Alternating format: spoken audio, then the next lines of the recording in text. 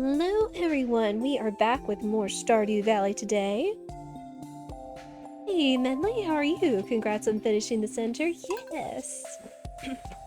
We finally got all the necessary components to finish it, and now we are on to, I guess, essentially post-game, moving on to like 1.5 content and whatnot. But I hope everyone is doing well. How are you? Heel Zero? How is everyone's Saturday going? We just got back from seeing some family for the weekend. It went well. A little sleepy almost because we made stuffed shells. And so the whole theme was Italian and all that. So, you know, pasta sometimes kind of hits different when it comes to making you want to take a nap.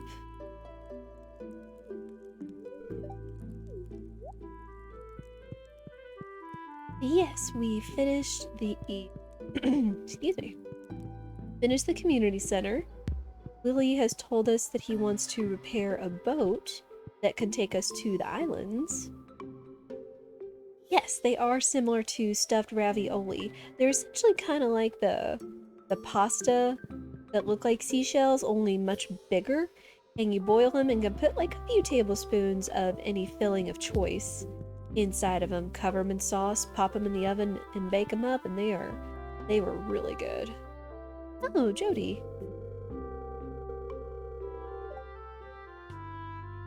It's not that far from your house. In fact, your house is the closest one to the path, but oh well. Yeah, they were super tasty. Had a few of the in-laws say that they enjoyed them. So it was a win. We'll probably still tweak the recipe and see. Oh, want to have dinner with us tonight? That's nice. Oh.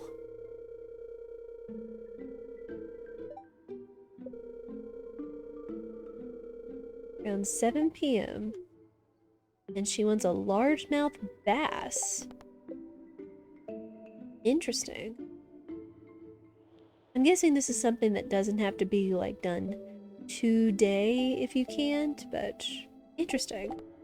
I don't know if I remember getting something like that. So we are going to repair the boat for Willy so we can go out to the islands. But then we also need to figure out how to get past the goblin that is blocking the paths to the witch's hut. And we talked to the wizard, and I don't think I talked to Krobus yet, so maybe I could ask Krobus about that. It's another side quest that can happen whenever.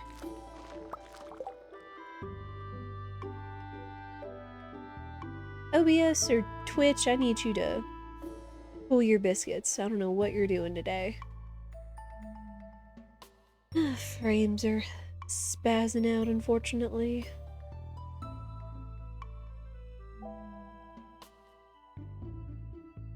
But that's good to know. Again, it feels like it's been so long since I've been on this half of the... on this end of the quests and such, since I've been in 1.5 content on my OG file. And I've forgotten all the stuff that happens, essentially. So it's all kind of new to both of us.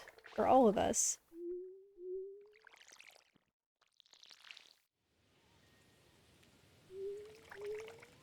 So y'all been relaxing, been enjoying your weekend?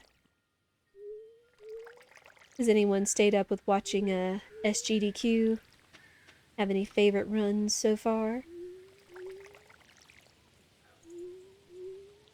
I usually have that on in the background if I'm doing other stuff like chores or exercising or whatever.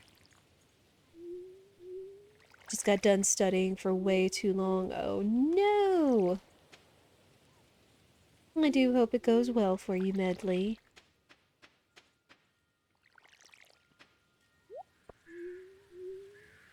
The Ocarina of Time task showcase was amazing. That's what I've heard.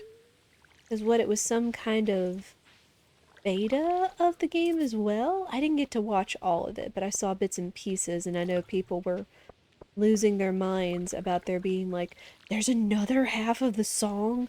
There's a long song of time? What's going on? It seemed like people were having a good time with it.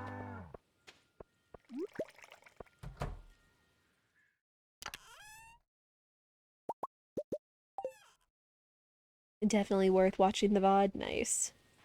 I was catching up on a couple of VODs, or one VOD at least yesterday with the Tunic run. That looked like it was a fun time. Oh, and our pig grew up! So now Truffle is big and will start finding, well, truffles for us. That'll be nice. Tunic is an amazing game. It really is. I haven't had a chance to play it, but I've seen it a number of times, and it just looks so good. It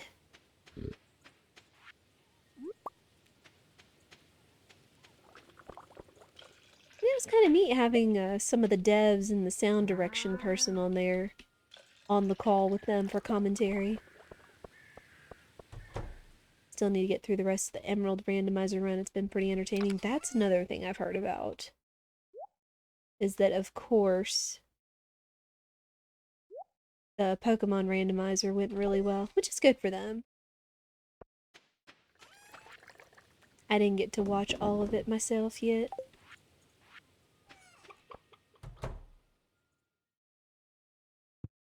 Yes, the Super Mario World Haizo race or whatever it was. Like the created levels. Oh my gosh, that was insane. Not only just the levels, but the skill of it as well. Very impressive. Yeah, lots of cool stuff going on.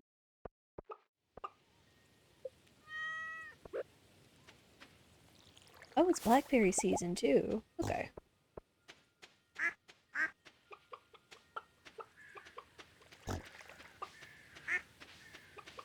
Yeah, I saw how that one team came from behind to get the win after the other team in the SMW race had been essentially pulling away the whole time.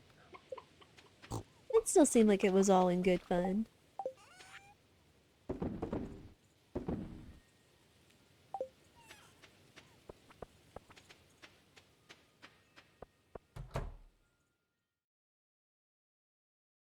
Right, the levels featured were done by very top of the line creators in the Super Mario Maker 2 community. Oh. And even did the Super Mario Celeste one. The Super Mario Celeste one was kind of neat too. I appreciated how they melded all those mechanics into one game. Pretty interesting.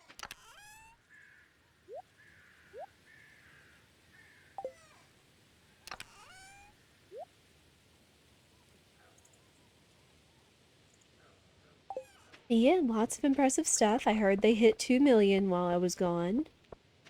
So that's neat. Oh, I forgot to put that.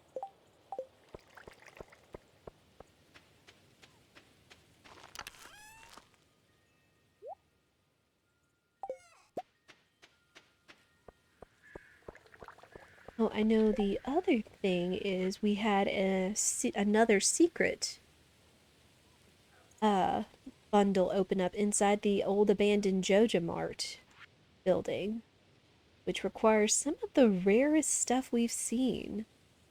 Some of them won't be too hard. Like we already had a prismatic shard, we already had some caviar waiting. I was ready for it. We've still got some wine. We've got it down in the cellar processing. Now we just have to wait for our dinosaur to lay an egg and actually catch a gold star void salmon. I really don't want to give up five gold star ancient fruit. No, thank you. That is good monies. This is the hardest bundle. Oh, I know. Like, it really gets you into the end game stuff, too, for sure.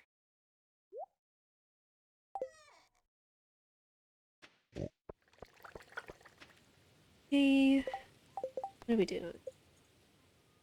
Let's go see if we can catch a largemouth bass. We do need to also go check the lobster stuff. Let's get on our horse and go. Oh geez, it's already 1:30.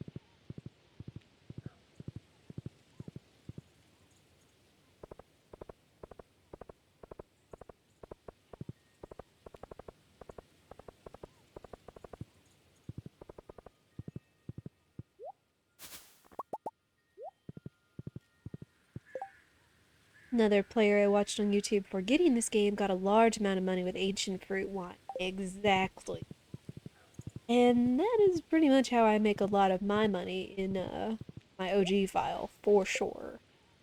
I've got like 3/4 of my greenhouse filled with ancient fruit. I've got like rows and rows of kegs going, and then the cellar is pretty much full now that I've got automate going on. Mm. So that is exactly it.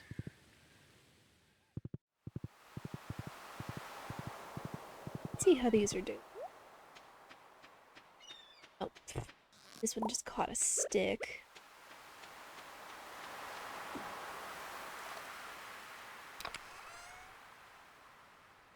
Huh. Oyster, 2 crabs, and a shrimp. Meh.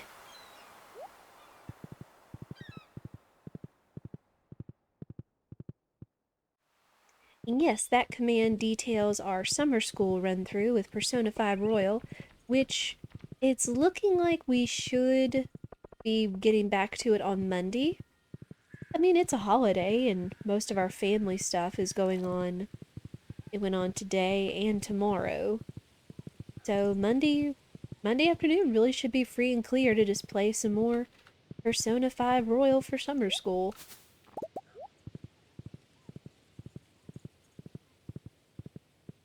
Let's see if we can't catch that bass Jody wanted.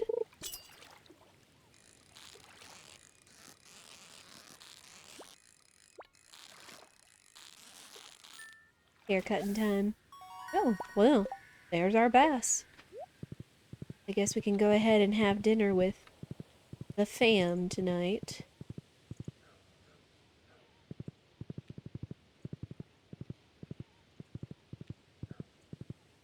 I probably need to give my hair a trim at some point. It's so long. I remember the last time I measured it, it was like 31 inches from the top of where my part is on my head. I know it probably needs to be trimmed to deal with some split ends and everything. But I've got plans for having my long hair. Plus, I just enjoy having it sometimes. I know sometimes as a girl, it feels like it's an eternal debate of, do I cut it? Do I leave it long? I don't know. I cut my hair anyway, so I don't worry about going to a salon.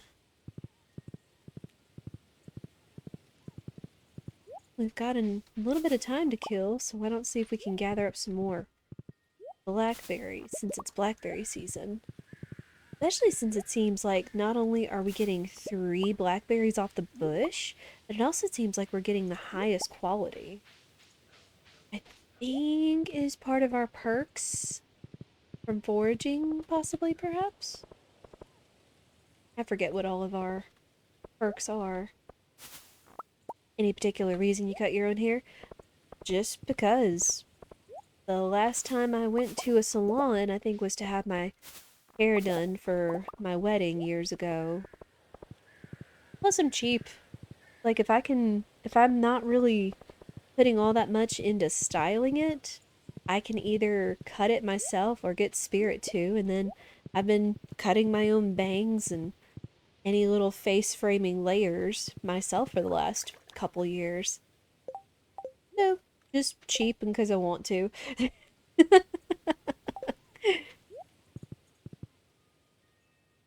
Cutting your own hair is such a money saver. I bet. That's the other thing.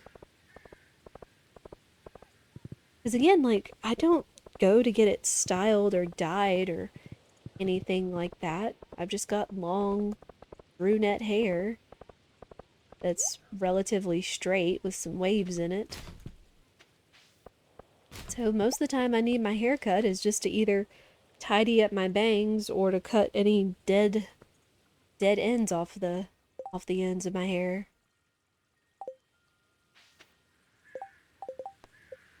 A largemouth bass. 7 o'clock.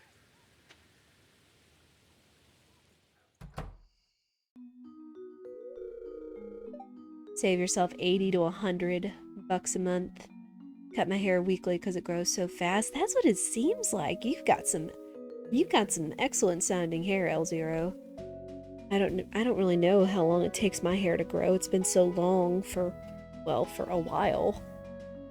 I mean, I guess I trim my bangs like maybe once every 2 to 3 weeks, depending on how I want them to fall, I guess. Those are both valid reasons, yeah. Plus, I just wanted to try it myself when I wanted to have bangs for a certain style 3 years ago. I was like, okay, what would it take for me to cut my own bangs? And then when it comes to cutting hair, especially like with bangs and stuff, I know that girls or whoever that want bangs sometimes say the worst thing you can do is to start off cutting it way too short. So my tip for you is to always like imagine, like pull the hair out and let it lay, and then cut it a lot less than you think you should. Like start off longer and then you can like trim and clean it up as you go. Don't start as short as you think it's gonna be, otherwise it's gonna be not good. I'm gonna have dinner, that's cool.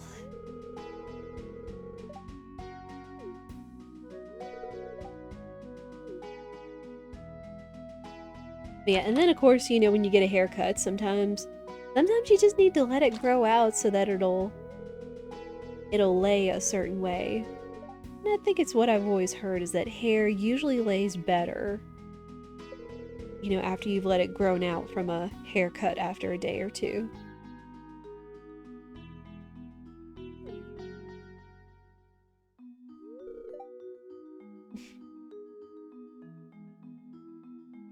Doesn't look like it can get really thick and curly.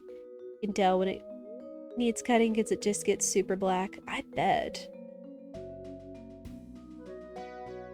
I can only imagine. Because Spirit has really curly hair, and like his can get really dense, but it could also get like really thick and poofy. But if it gets like too long, it'll almost start to kind of hang down a little bit, so he knows when to tidy it up every few weeks or so.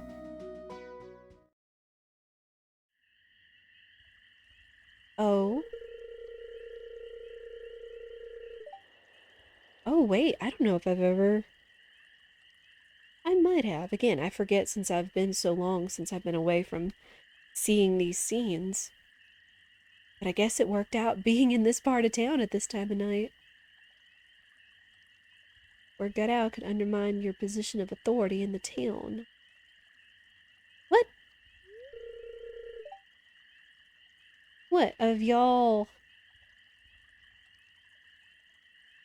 being in a relationship? Is that what you're talking about?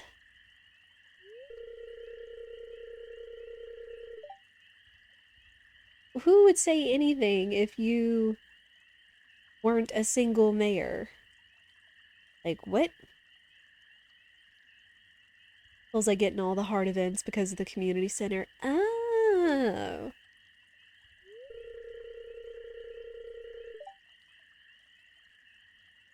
I still don't get his logic behind this. Like, why don't you just, like, come out and say you're dating her, or, I don't know, propose to her? I feel like people would actually be happy for the two of you.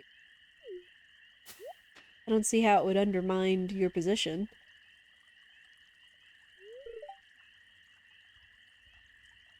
And for some reason, our head is cut off.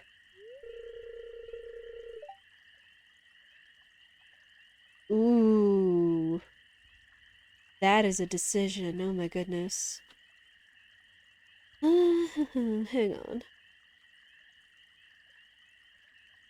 I'm guessing that's a Marnie thing?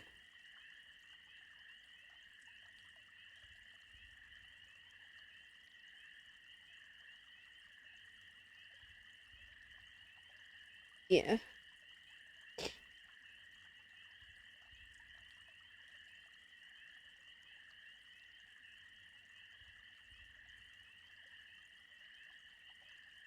Oh, because we also had to have Lewis at so high.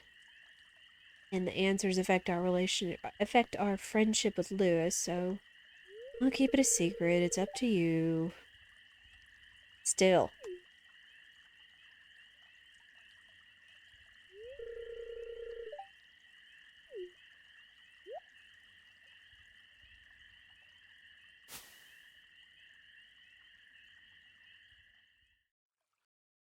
I don't know, I just happen to be in town and y'all just happen to be out here discussing it. I don't know, I don't have all the answers. Oh, let's go see if we can talk to Krobus. Because it's either going to be Krobus or maybe in a certain book, something we find out about goblins.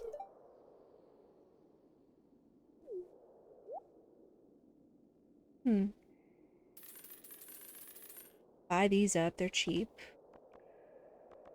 And we're making decent money, leading towards wanting to build a house for Pam and maybe actually buy the catalog for decorating the house. Would you like a hint? Yeah, I wouldn't mind a hint. Again, I've played this game, but it's been so long. And it's probably going to be something obscure that I'm overlooking anyway. I am not a big expert on this game, but I know a thing or two about it at least. I just forget the day to day in certain events. Head to the library. Ah, that's what I was wondering. It's like, it's either going to be we talk to somebody or we have to go look at a book in the library. So at least being on the same path.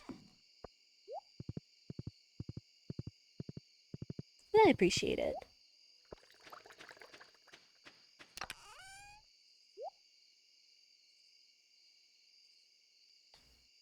Well, having these iridium ranked blackberries should be nice for jam.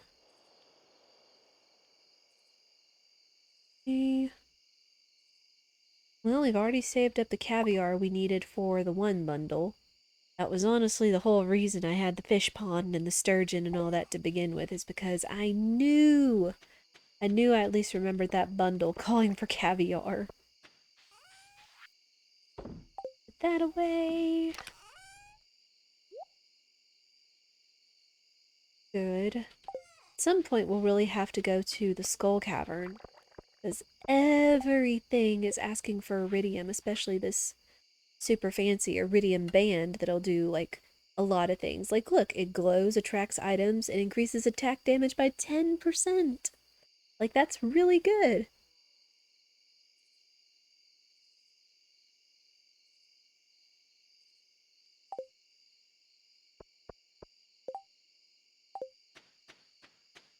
Let's go check some things. But now we've got all these trees. Not that I need them, but we could still use the hardwood. Honestly, achieve the Skull Caverns if you try to do it. Honestly, you need a lot of resources. Right.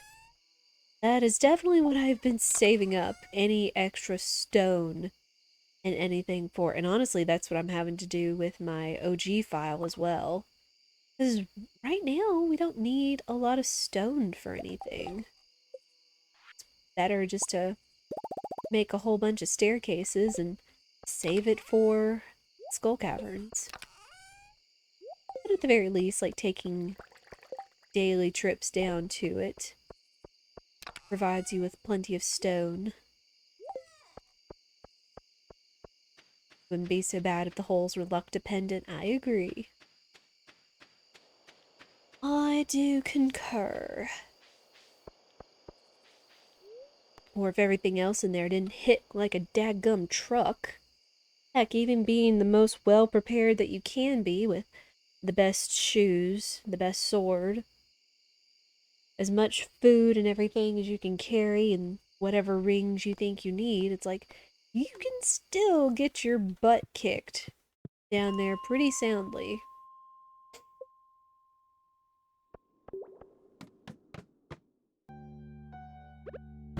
I mean, which I guess is, you know, the challenge and all that. You know, it's the end game kind of dungeon.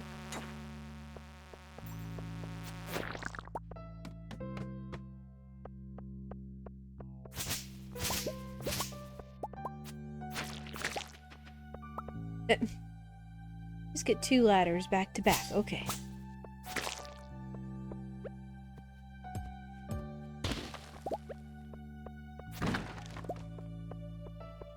What if I remember reading somewhere is that you could make the Skull Cavern even harder? I know there's a point where you can make the mines here even harder because there's a challenge further ahead.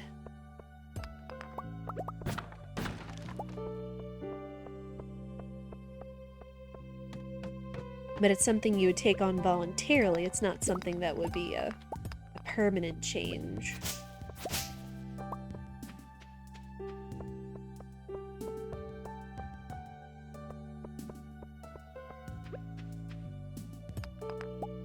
Oh wow.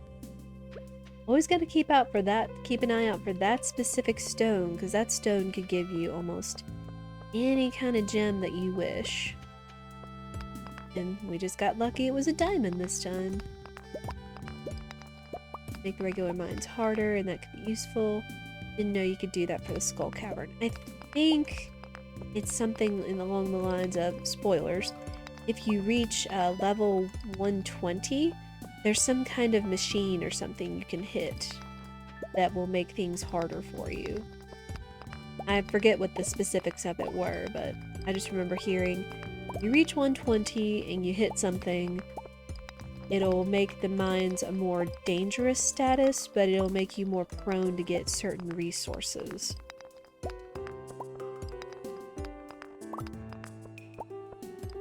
Guess we shall see if we try to attempt that at some point.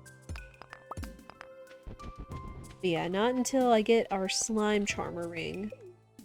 If I can render all those high-level purple slimes attacks, you know, down to nothing, that will make traversing the Skull Caverns even easier. Excuse me.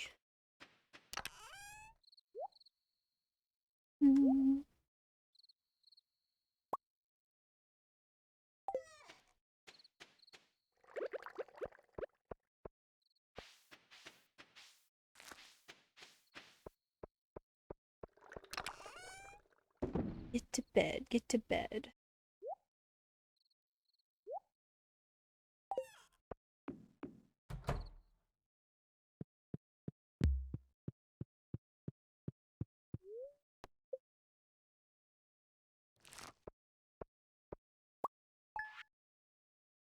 Oh wow.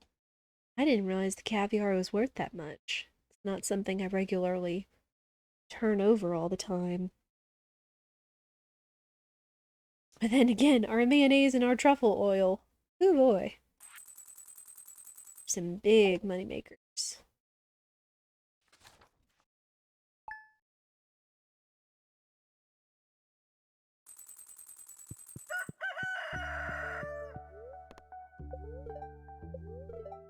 Spirits are very happy today. Storming tomorrow.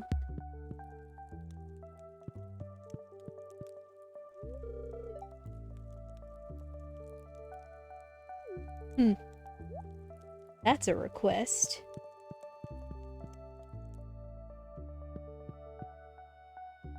Okay. And we have some... Ooh, it's gold star one. Like, that's good? Now I'm wondering if for the bundle, it won't accept gold star wine.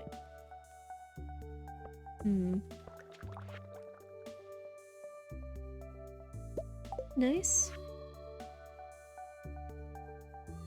Oh yeah, the Grange display. Oh. That's fine. Need to be down to check on the babies. Oh, our other blue chicken's grown. Very nice. Oh boy, we are about to be rolling in truffles with having 2 pigs around the yard now. Not that I am complaining whatsoever. More truffles just means more truffle oil, and more truffle oil means more monies.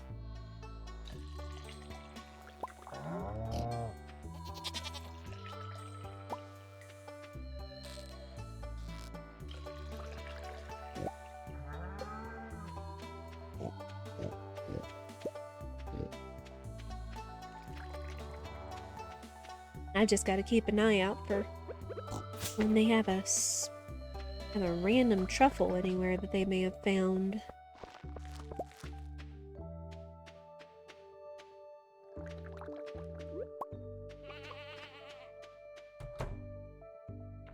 Alright, good stuff.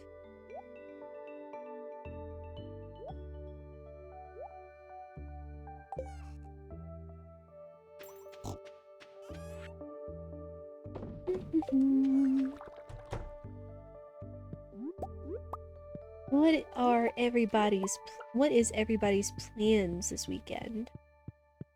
You're in the US, are you doing anything for the weekend or for Independence Day? Or is it just, you know, a nice chill day off to spend in? And hope the neighbors don't blow up the neighborhood with fireworks. I think it's tonight one of the local cities is doing their fireworks display, and the park that they do it at is actually really close to our house, so I imagine we're going to be hearing that around 9 o'clock my time in a few hours. Not that it's bad, it doesn't last for hours on end. It's just so big and so loud, it's almost startling sometimes. I know my hometown did their fireworks thing last night. And then another town is doing theirs Sunday, I think? Something like that.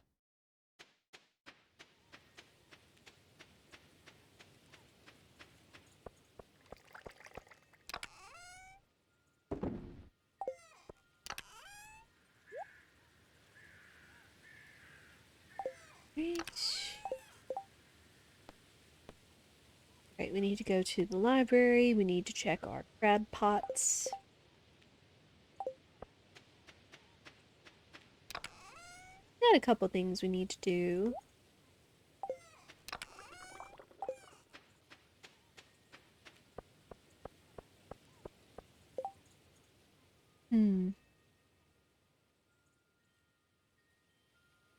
Wait a minute. It's just because I don't have the scythe? Am I missing a tool? Oh, the axe, the pickaxe, watering can. I don't know, it was weird. I was thinking about upgrading one of our tools. Then all of a sudden I'm looking at all the tools and it looks like we're missing something, but really we're not.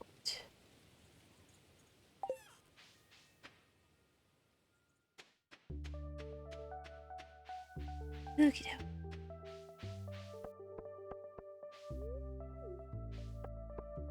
Hold on. Yep. Keep getting all these high-level blackberries and then we'll have stuff to make jam all through the winter.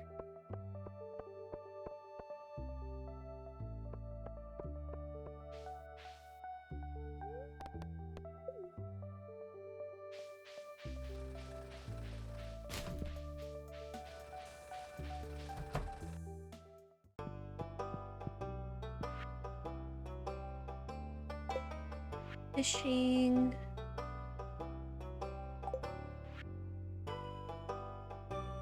Ah.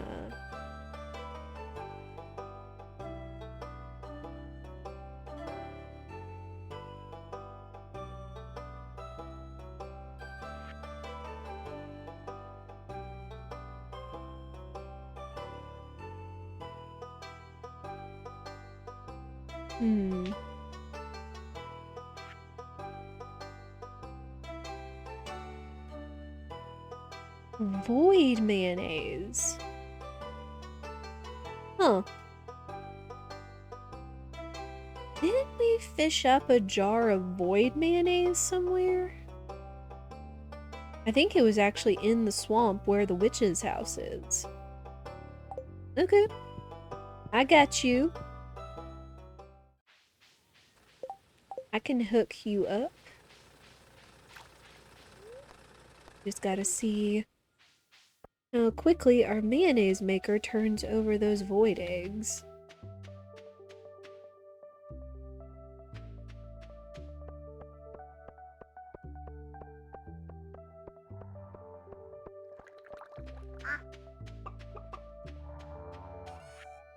Oh, here we go.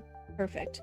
Other thing I like about the mini thing here is that like you can at least go in and look at everything you've turned in versus the large shipping bin where you can only look at the last thing you've turned in. That works out. That works out. Well, let's go see if we can't get inside the witch's house.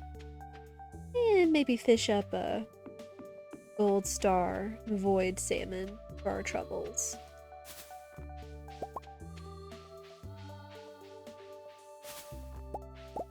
Yeah, I always forget about the library, especially when it comes to later game. It's like, oh, it's a book. It has like some information or some lore or something that I'm not really paying attention to. Void salmon can be tricky. Good luck. I appreciate it. Like, the void salmon hasn't been just, gosh, awful, but it's just been the luck of not getting a gold star one, sadly.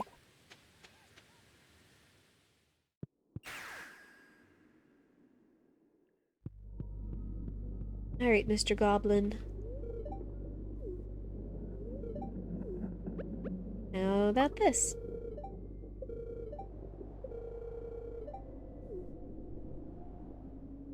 And he's gone.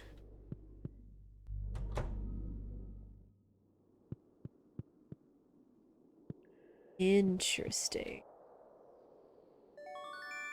Well, we got the ink, so that becomes another item in our wallet down here. Another bit of inventory. The Dark Shrine of Night Terrors, allowing monsters to appear in your farm at night. No thanks. Dark Shrine of Memory. Dark Shrine of Selfishness. Children will turn into doves and fly away. Oh my goodness, no. Might be a bad idea to stick your tender arm in there. Oh my goodness. Bone is covered in bacteria. Curse the Countryside, a spell book for the rural witch. Oh dear.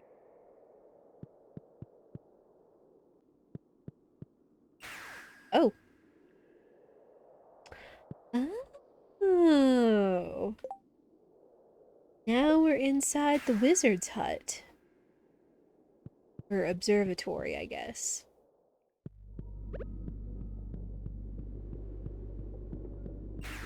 Oh, whoops.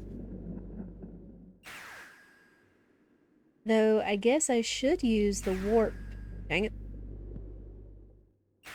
I should use the warp at some point to actually go to the wizard's house. Just so we can give him back his ink. But first, fishing.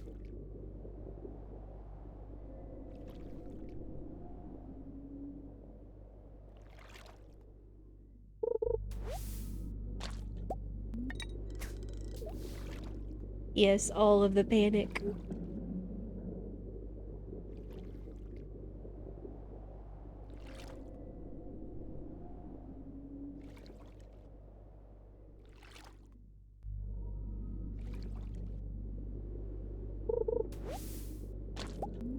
And this is probably, I'll probably not put any bait on my line. more than half the time you're gonna fish up algae instead of fish. And that just feels like a waste of bait, and you know how it is.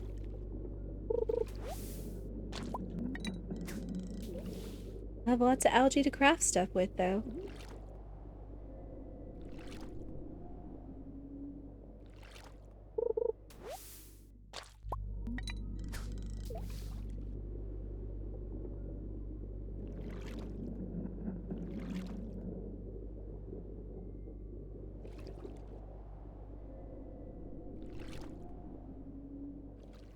Oh, it might not hurt to craft some tackle that might increase the bite rate, because oh my goodness.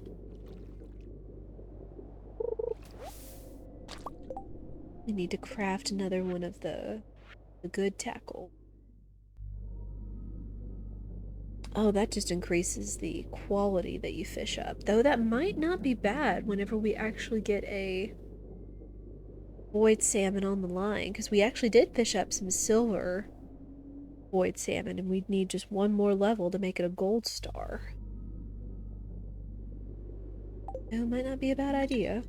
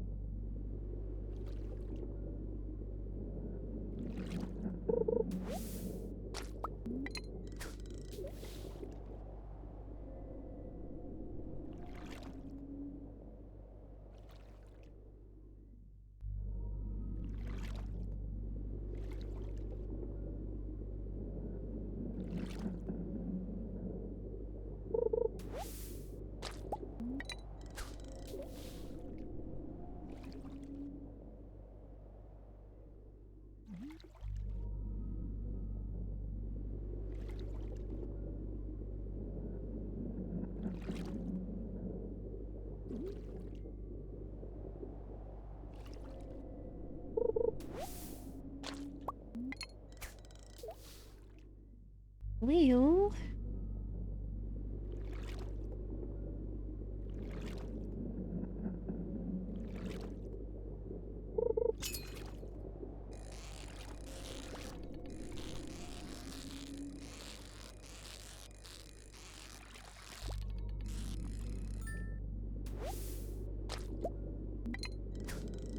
oh, there's a void salmon.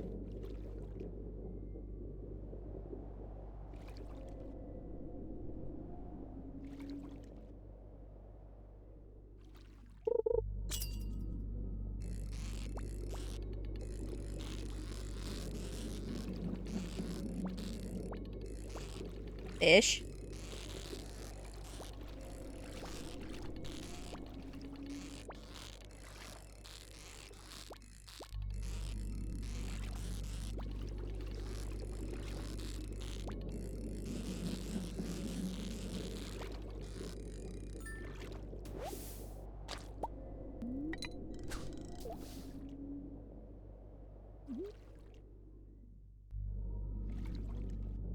Here, fishy.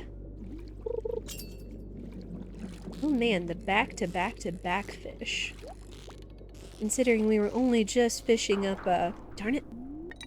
Considering we were only fishing up algae up until this point, that's not bad.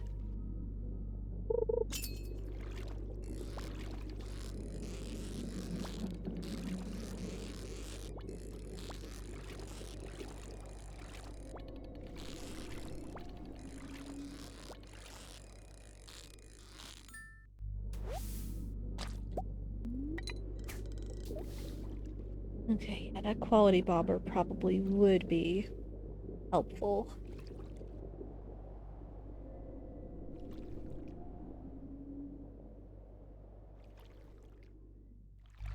Does anyone in chat have a good, clean joke or pun they would like to share? We are trying to fish the fish.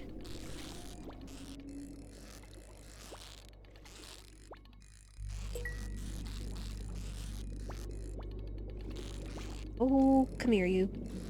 Look, here. You.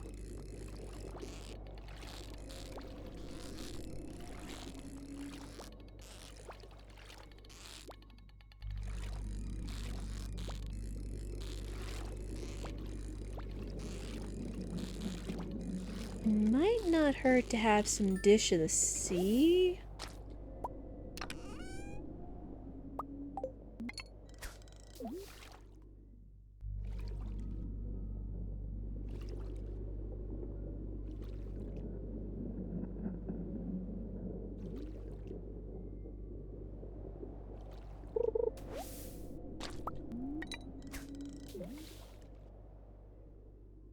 Man, it's almost like that was a magic time for us to just be fishing at nothing but fish.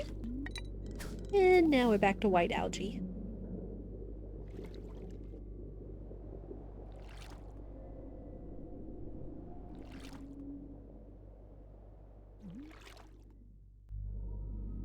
We all know about Murphy's Law. Anything that can go wrong will go wrong. Have you heard of Cole's Law? It's thinly sliced cabbage. Oh, that was good, Medley.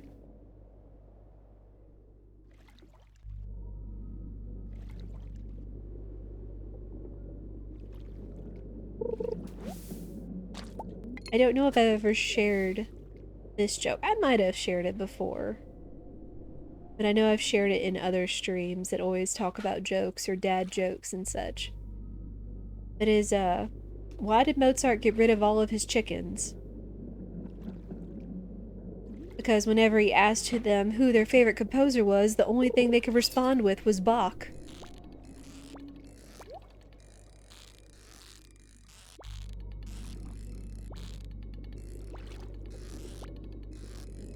Ooh, come here, you.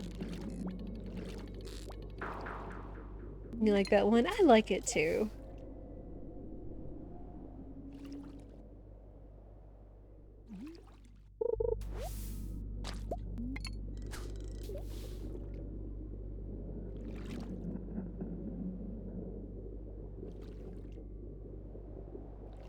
I'm trying to think of what some other good ones are. I always think I'll keep some in the back of my mind, but then they just like immediately go away.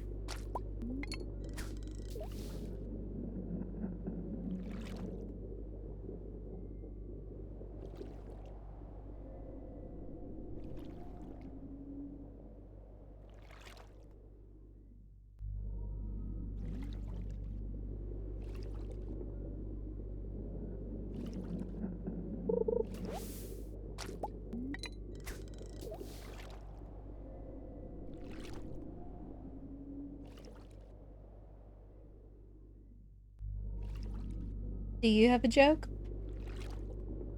Oh, Spirit says he has a knock-knock joke. Knock knock. Who's there? Hatch. Hatch who? Bless you. What?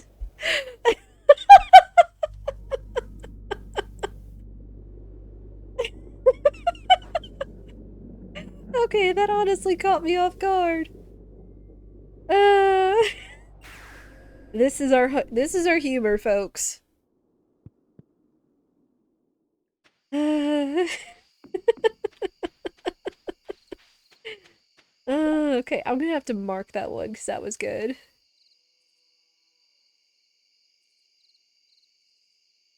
Oh my goodness.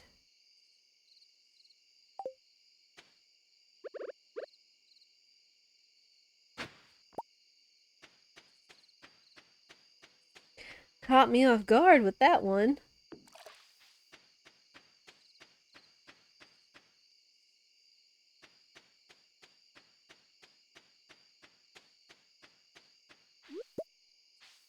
I don't know. I was just trying to think of things we could talk about while we have kind of some downtime with fishing and all that. Fun seemed like a pretty good idea. Could also be like ask one question or bring up one wholesome topic of discussion. Like gardening, food, cooking, crafts, cute things, animals, and all that.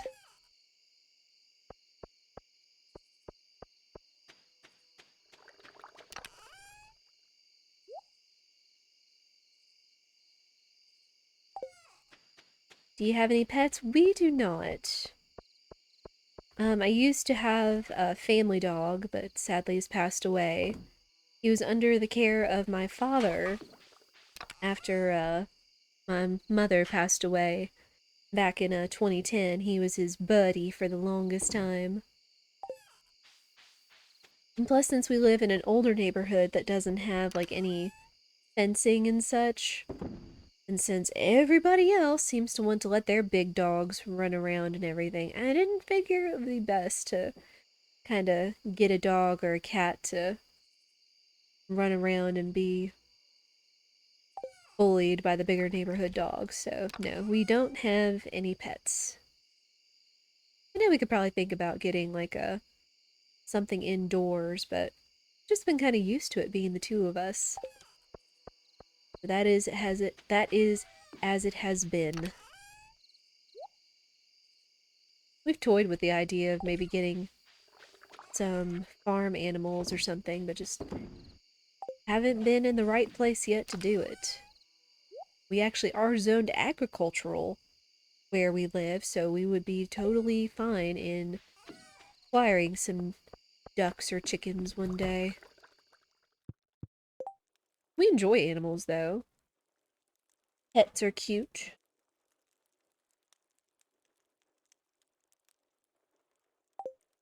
Alright, time for bed.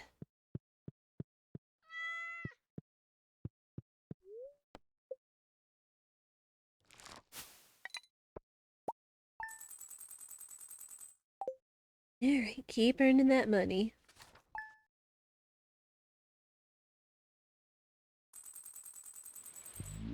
Oh, she's crawling.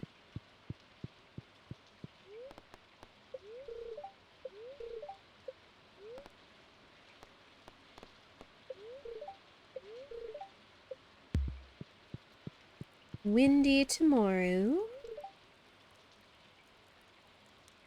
Gift from Yoba.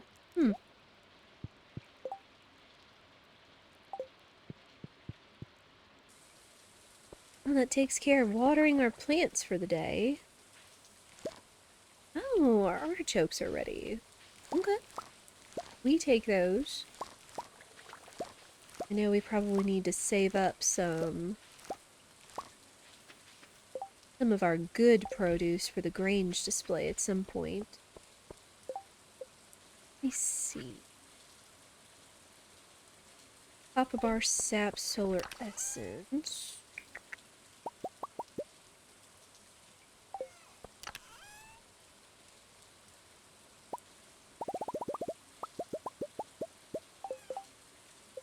Well, what about you, Chad? I know a few of you have shared about your puppers or aminals or things, but do any of you have pets?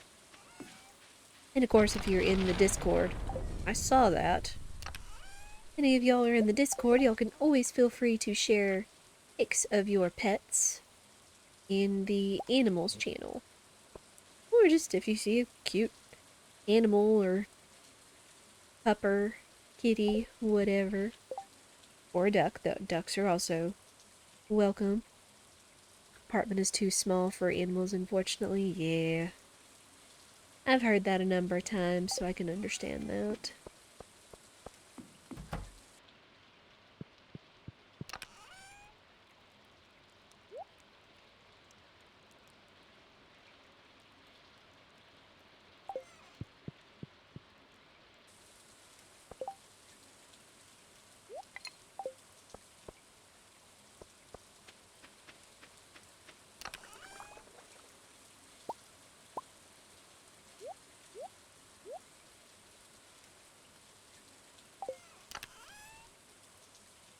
Ah, here we go.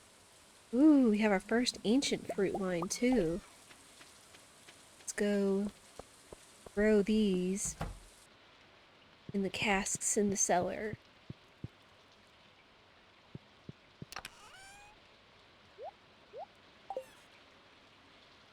And bam, off they go.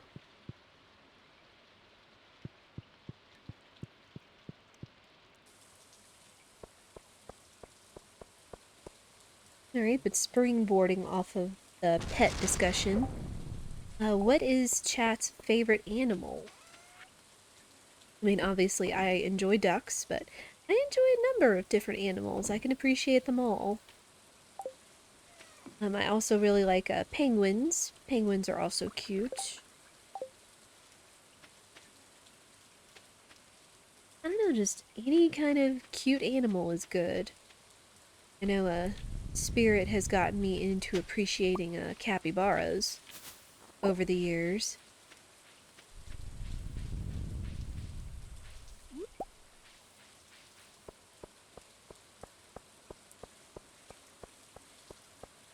I have one of my best friends that loves seals and owls, and another good friend that really enjoys raccoons, and another good friend that really likes pangolins. So just a wide, wide variety.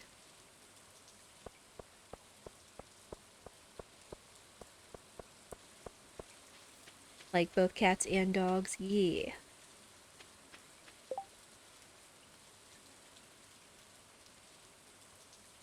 Right, we need to go see the wizard. That's what we need to do. I probably should have gone to his house last night via the portal, but you know, hindsight. But this should mean we can go to the portal to his house. Oh, we also need to check on the aminals, too. Ooh, dinosaur egg. That should mean we should get our dinosaur mayo for that bundle soon.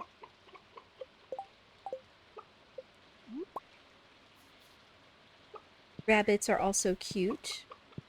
They're cute to look at, but sometimes I hear they can be pretty temperamental. I know Spirit said his mom used to raise rabbits when he was growing up, and he said they were mean. I guess it's just a matter of the breed or what circumstances they're raised in, maybe. I don't know. I'll have to remember not to sell the dino mayo.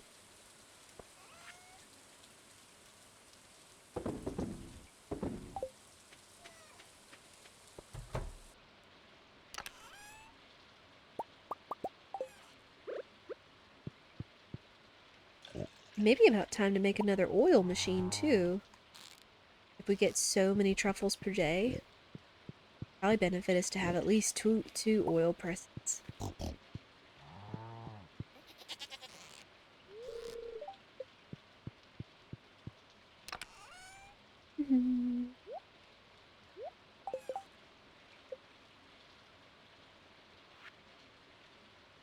Oil maker.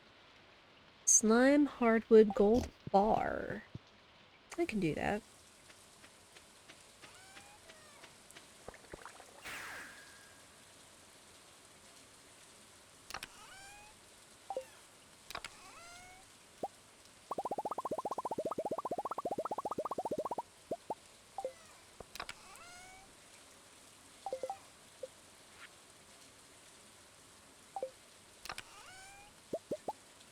Hardwood.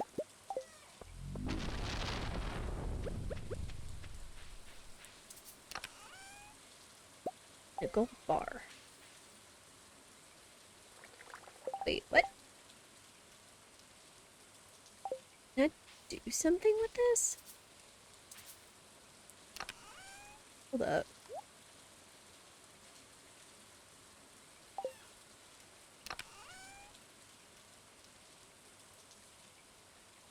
Game, you confused me. I was standing in front of it having the spoon over my head and it was acting like I could do something with it. Odd.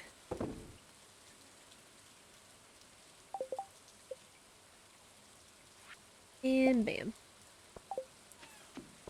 Second oil maker for all the truffles the pigs find.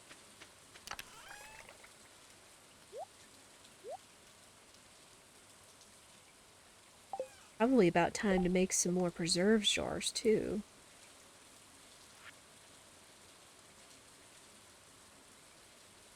Wood, stone, and coal. Only thing would be much coal we actually have and how much it actually takes. It takes a lot of coal to make one preserves jar.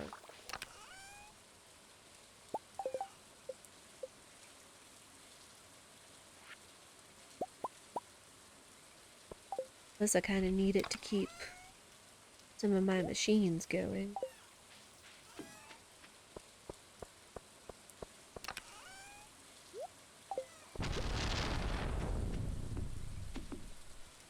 There we go.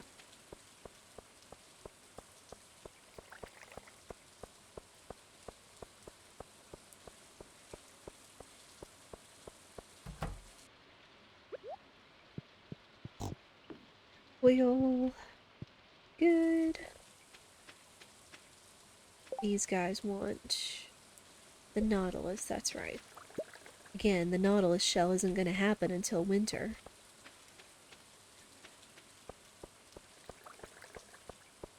Hang on to our oak resin. Should need that for kegs. Alright, now let's go down to the wizard.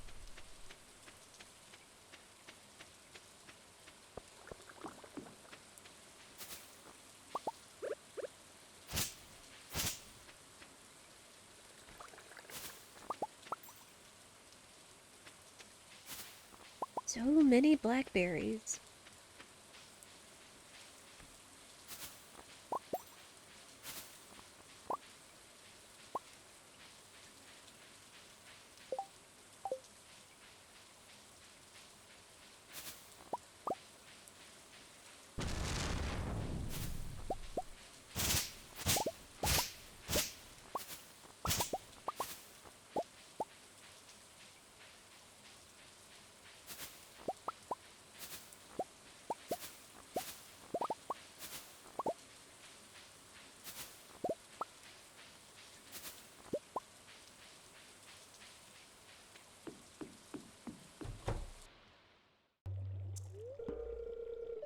Oh.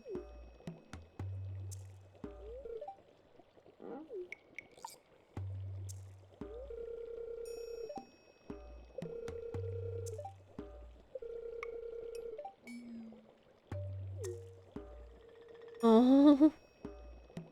Is he hoping maybe he has another chance with her? Poor dude.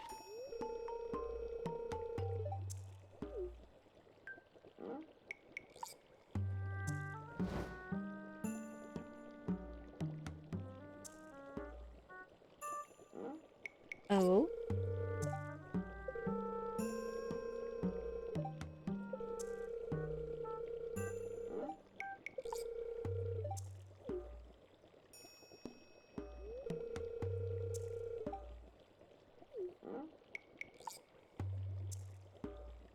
You are welcome.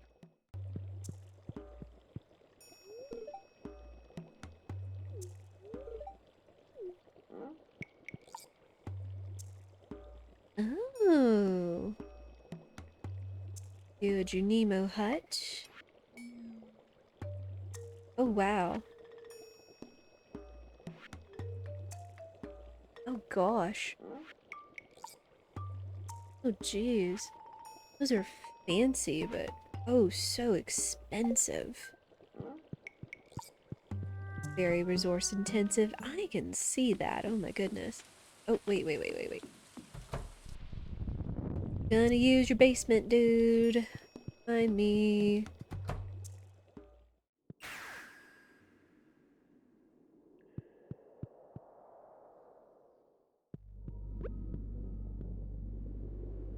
Hmm.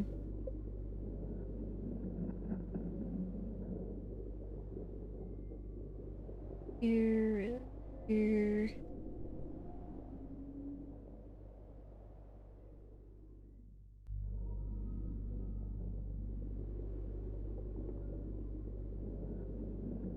It might actually be a shorter commute to go from here, so. They're all worth it except the clock. That's only if you're going for completionism or bragging rights. Makes sense. Yeah, I am working my way on my OG file to completionism. Trying to get that 100%. I think some of the last things I need now are slaying a number of pepper rexes down in the mines and figuring out what items I have and have not crafted yet. What recipes. I've done all the cooking. Shipped everything. Befriended everyone. Well, befriended and maxed. Again, it's just finishing the Slayer requests and crafting the items.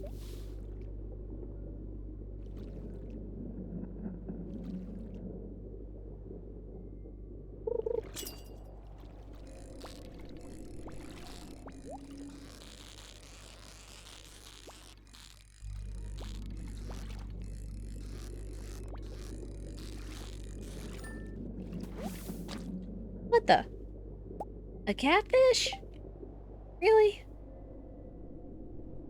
I was trying to go for 100% in Stardew, then switch to Breath of the Wild. Now I'm almost done getting all 150 Pokemon in Fire Red, Leaf Green.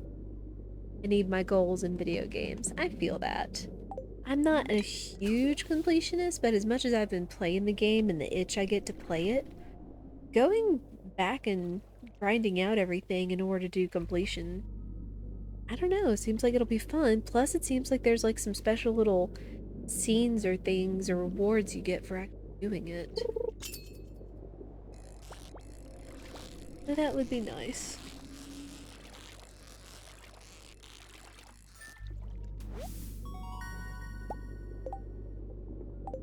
Well, silver salmon.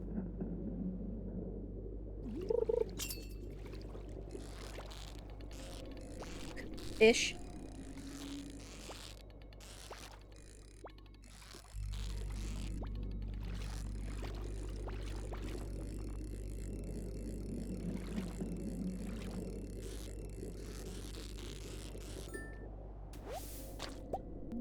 I don't want catfish. I want void salmon.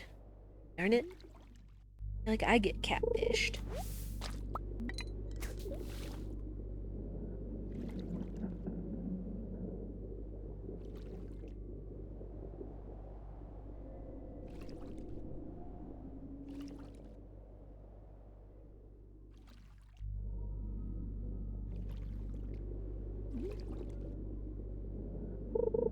I have a friend of mine that is a big trophy hunter. Darn it. So I can understand wanting to do absolutely everything, achieve everything in one game.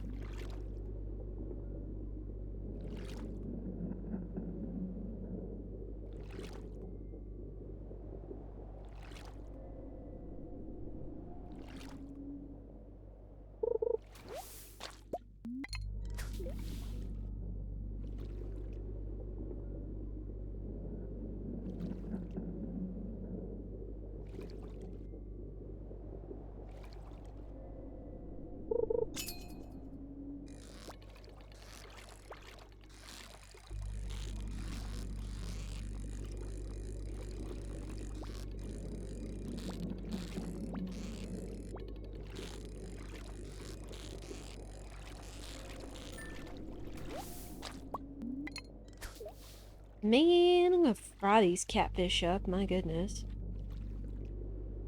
I don't know if it's just because I'm standing closer to the house that I'm getting them or what.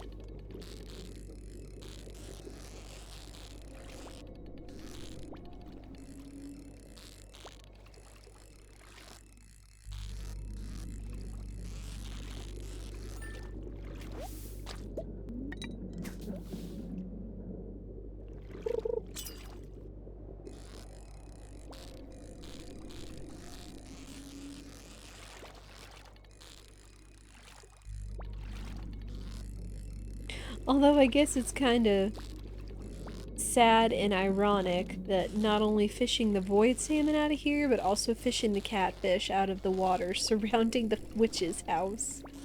The guy's ex-wife. If we're gonna be fishing out nothing but catfish, I feel like I should move down here so I can maybe ensure getting more void salmon. Maybe, possibly, perhaps.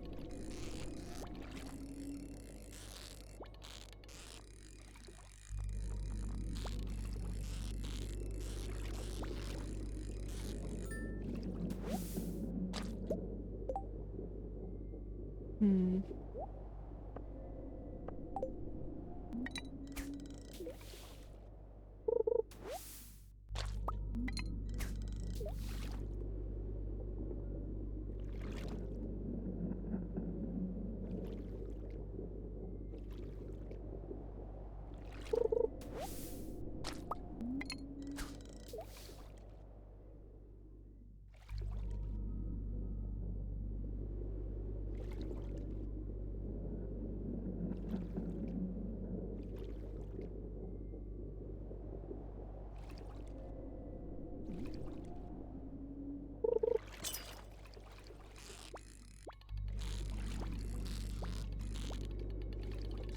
Ish.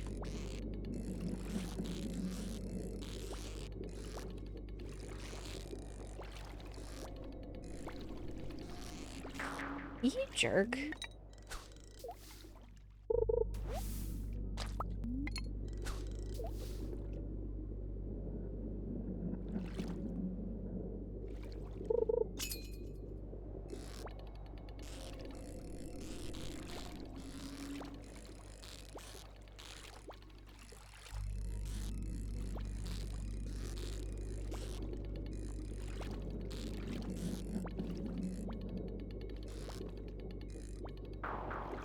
Goodness. May need to make some dish of the sea in order to ensure better chances of hauling up these crazy fish.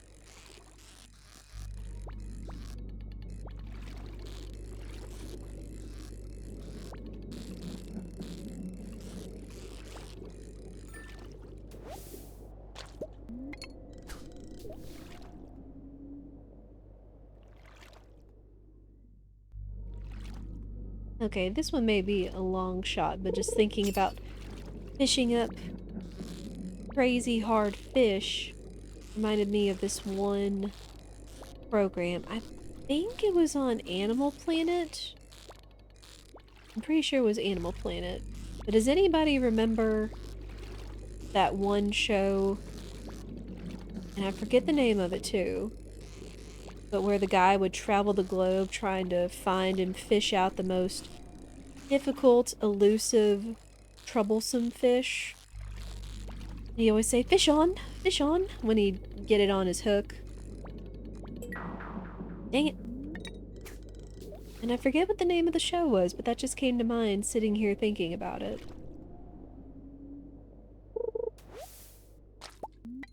Some of the times that he did that was really cool. Like, some of them would either be, like, ginormous or really elusive. Some of the times it would be, like, nasty. Like, I remember him talking about a fish that was either somewhere down in South America or over in an Asian country of some sort. It would be like a small tube fish, but he said that their jaws and their teeth and their feeding habits were so aggressive that if they jumped out of the water at you, that they could like chew a hole through your skin like in an instant or something. Like, it was pretty crazy, the kind of stuff he fished for. I think he even like fished for or interacted with piranhas to like test their aggressiveness or whatever one day. That is so scary. I know! I can't remember if it was like fish finders or what it was. I'll have to see if I can look it up on my phone in one hand while I've got the mouse fishing for stuff in the other.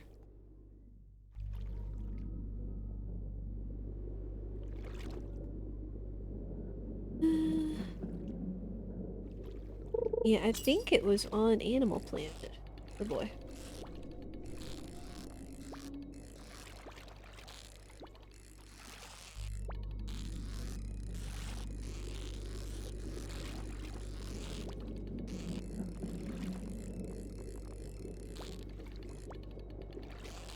Mm.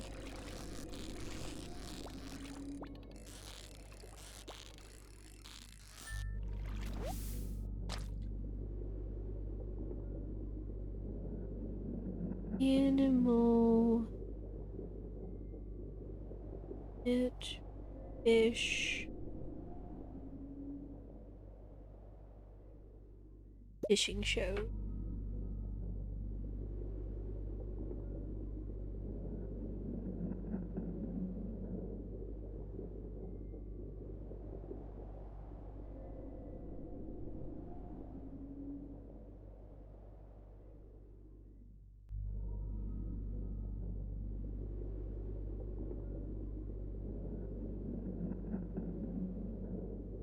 Oh, River Monsters. That's what it was. It was called River Monsters.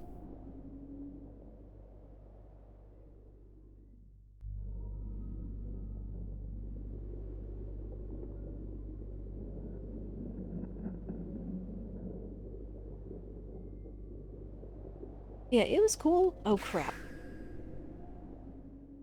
Whoops. Well, we're gonna pass out. Wait. Uh...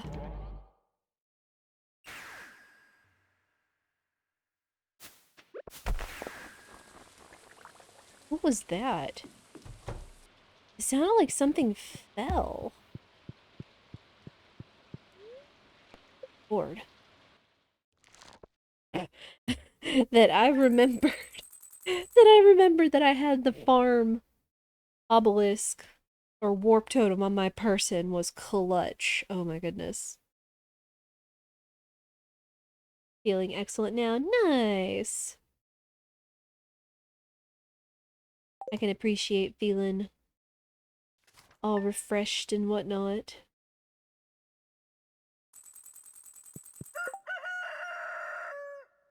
Well, no gold star fish, sadly.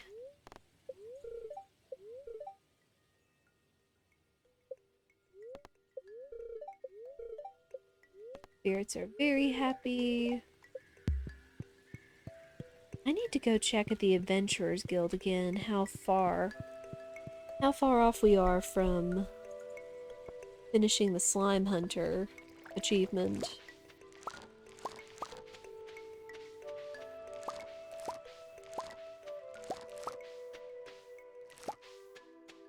Yeah, oops, didn't mean to accidentally let time tick over.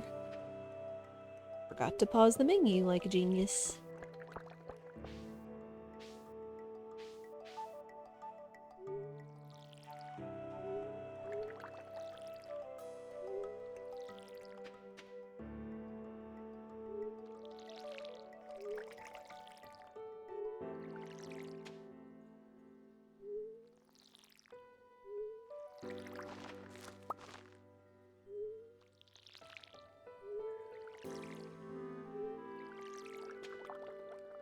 I do have to wonder what that noise was that sounded like it was a tree breaking or something.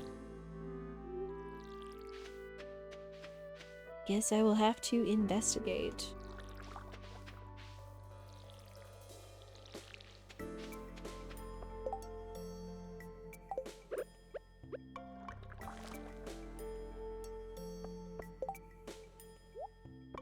You back down there, just in case we need you again.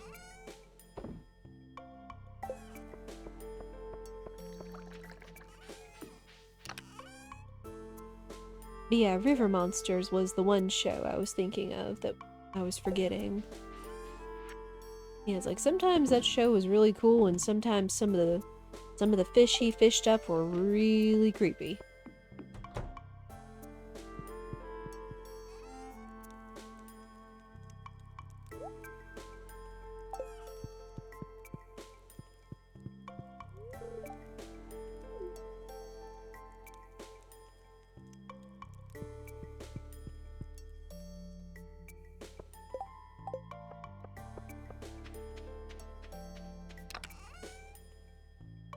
But there we go, that should get our jam production going a little faster now.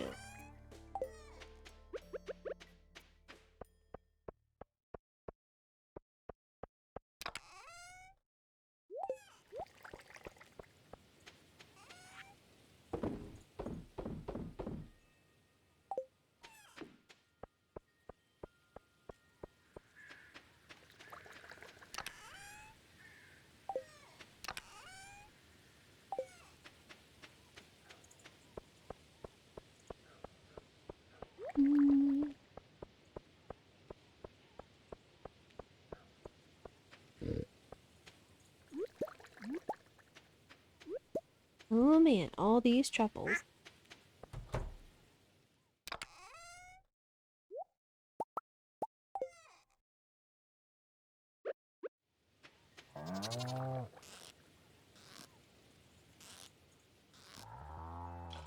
There we go. I was like, I know today should be the day for goat milk.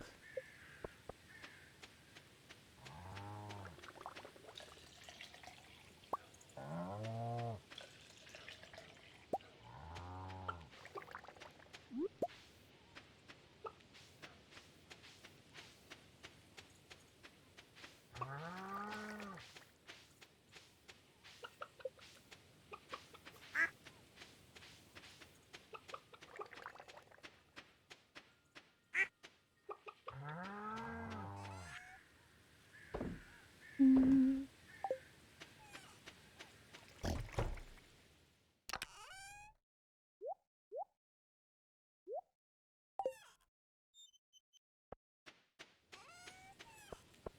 Oh, Quack-a-lot, I need you to move! Oh, we have our new void chick. If anybody cares to name the chick with your duck bucks, you can feel free to. It'll give us a few seconds.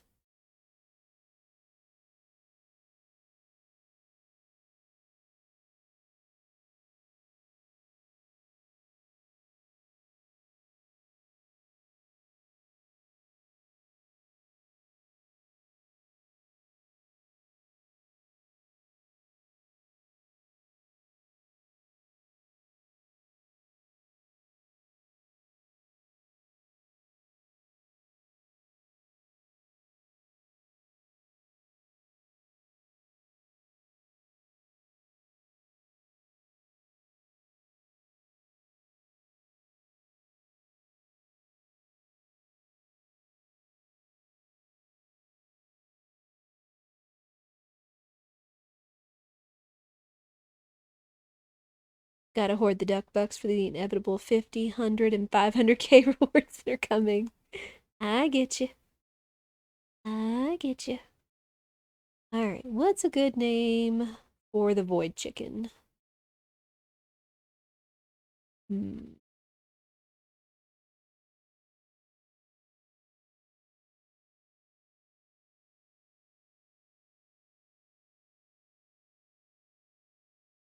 void, I would want to think with night.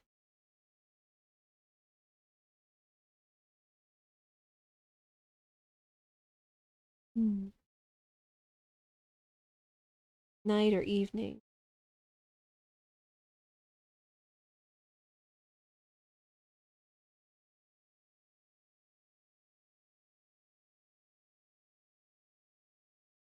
We'll call it Twilight. And not after the movie. No.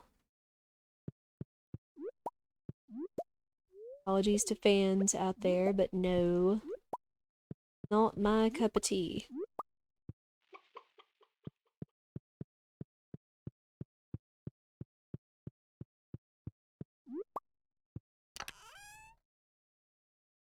Okay, do not sell the dino mayonnaise. Ever we do, you've got to turn that in to the community center.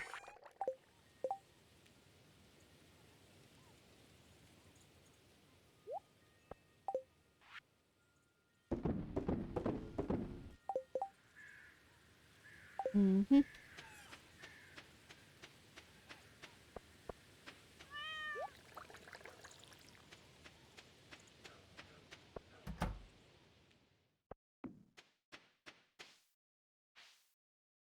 You're getting there, slowly but surely.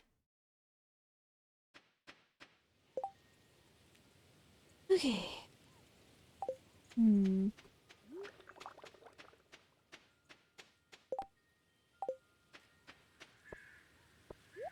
Let's go into town real quick.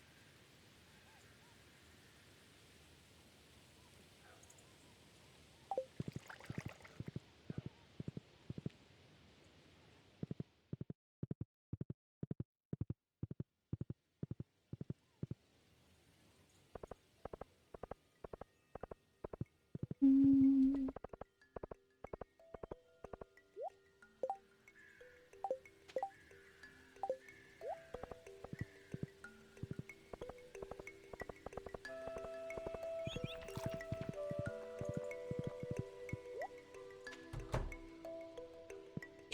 Oh, wait. Oh, not at the community center, it's at the Joja Mart building.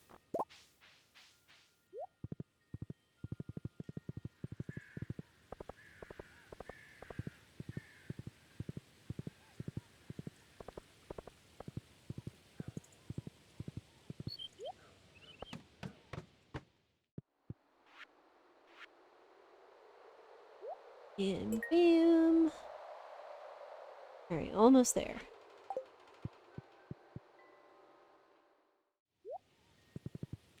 Reward for this last bundle is one of your favorites. Nice.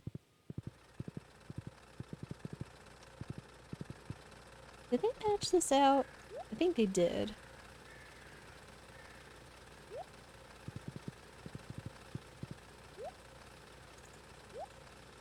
Yeah.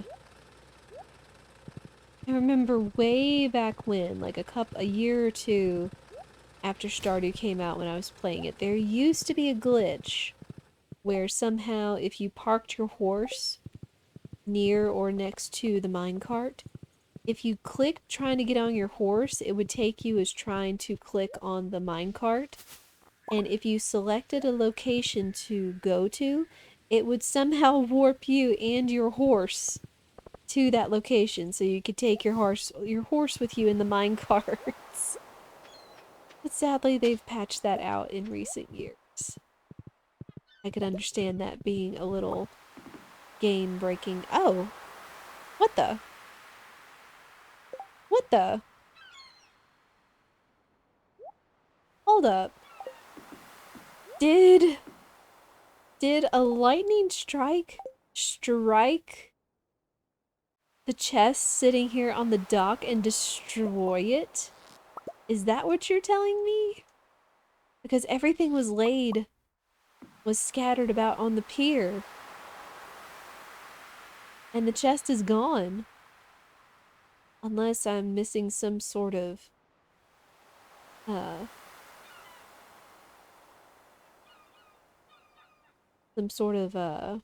forgetting the word, but wear and tear, I suppose. It had to have been the lightning, though. Crazy. Yes, we have a lobster now. So now we can go take a lobster to Gus. And we don't really need to have the crab pots out anymore. So that works.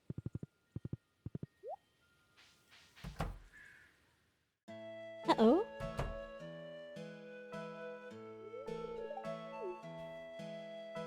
What's up, Gus?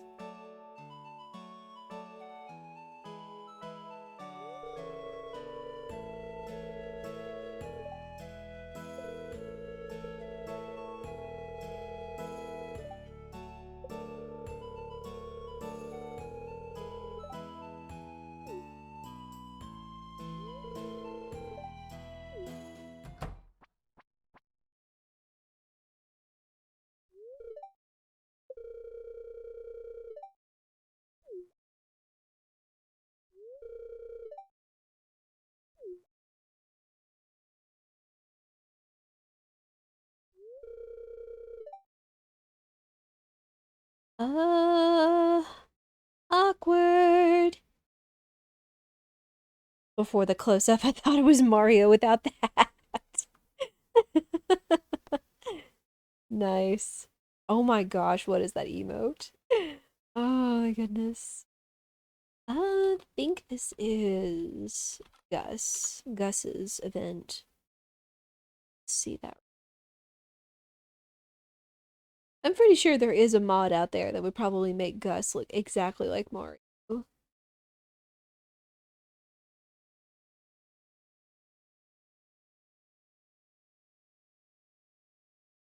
Okay. Yeah, I was thinking that was the right answer.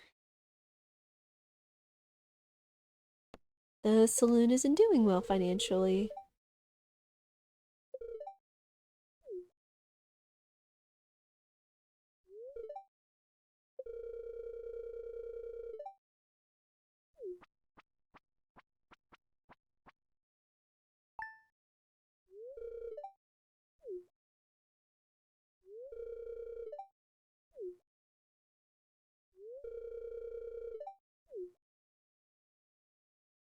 Hey.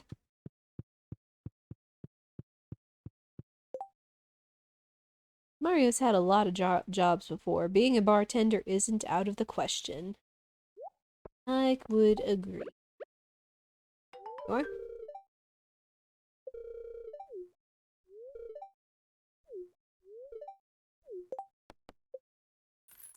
some monies.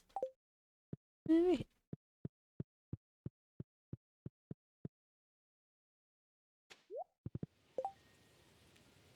Hmm.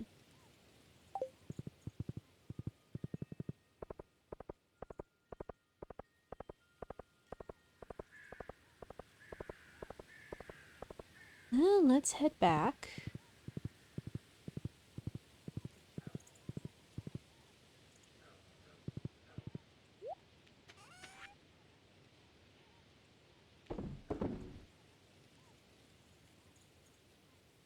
Let's save these.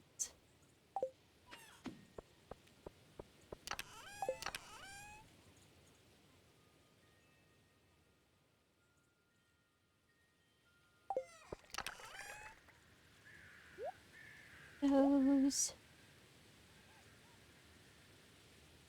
Okay.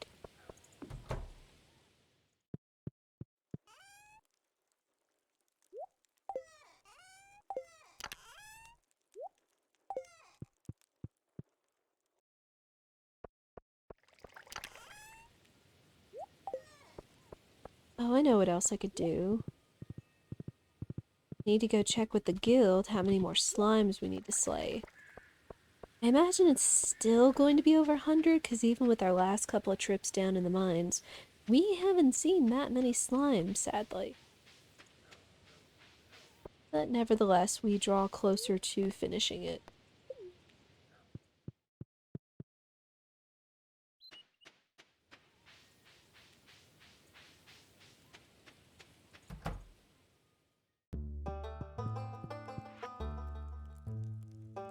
Okay. 862 out of 1,000. That's 138. 138 slimes left to slay.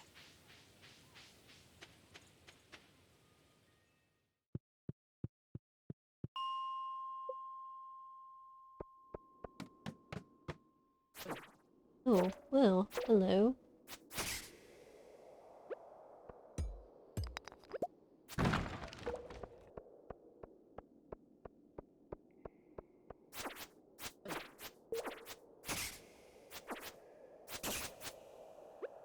Yeah, I need to find my...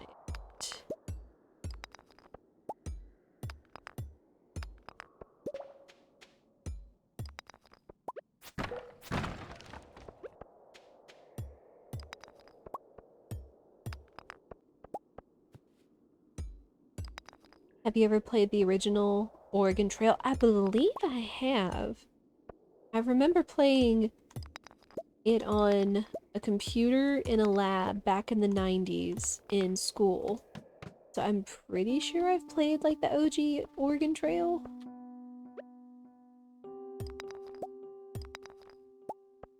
I remember it was a lot of fun, but man, if you didn't know what you were doing, you could just like lose really quick. For the old Mac, yeah.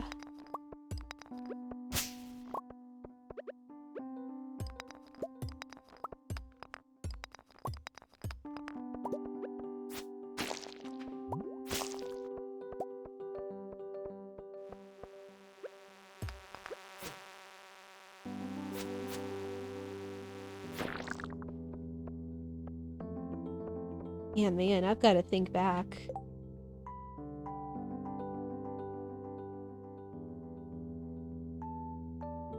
I want to say that was maybe like 3rd grade?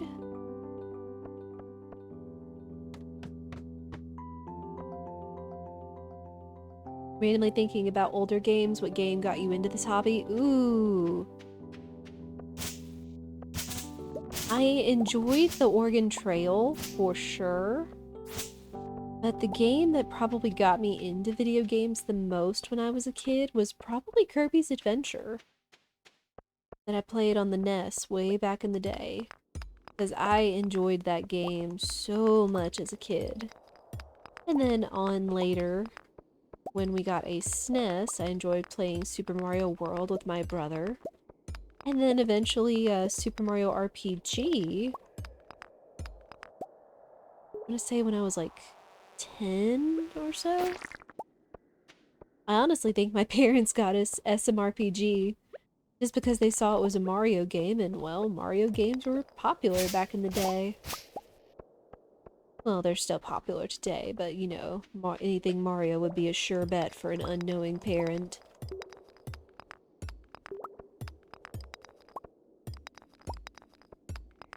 But yeah, first memorable video game was likely Kirby's Adventure. We did play Super Mario Brothers 1, 2, and 3, as well as the original Legend of Zelda and Duck Hunt. I know, surprising. We even had the little gun controller that you pointed at the screen.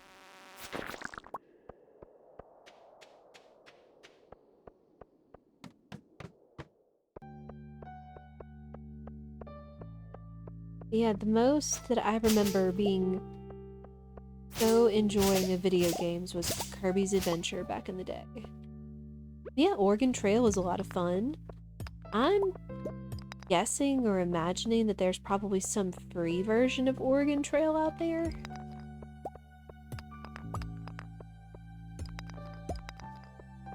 Like just some Flash version or something or other. And then of course there's all those.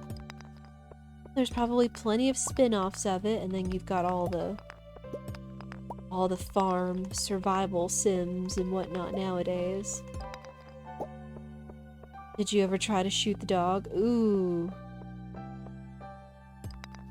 I don't know if we did. I honestly don't remember.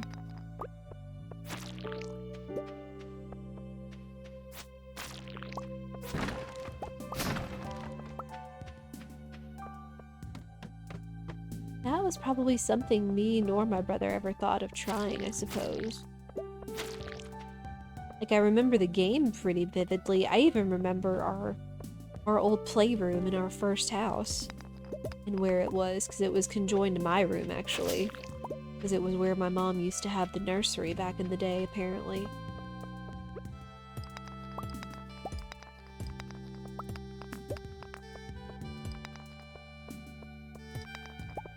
I remember the couple of times my mom used to catch me playing Kirby's Adventure late at night. It was just that fun, and I enjoyed it so much. I even used to draw Kirby. I especially enjoyed drawing Ice Kirby, as he was such a cute blue color versus his regular pink color. It's 12. Kirby is a cute series. It really is. Kirby is just so wholesome and good for my soul. That was why I enjoyed Kirby and the Forgotten Land so much. Because while it doesn't have like a lot, like all of the original power-ups, the ones that they did and the way that they handled the power-ups in Forgotten Land, it's just so good. And just all the charm and the animation, the music is great. Like, they really knocked it out of the park with Forgotten Land this time, let me tell you. And the co-op is good too. When Spirit and I played it on stream that one night, we had a lot of fun with it.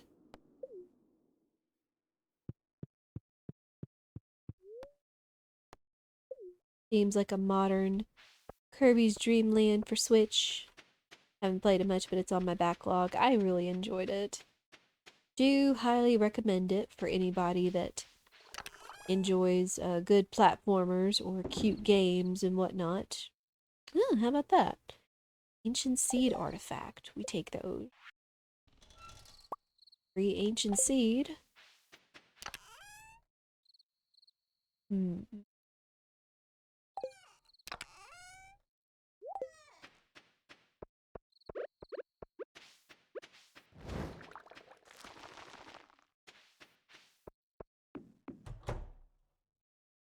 Alright. Get to bed. Get to bed.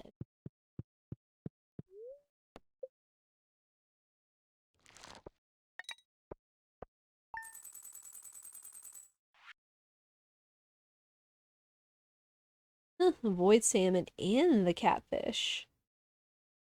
Actually pretty decent.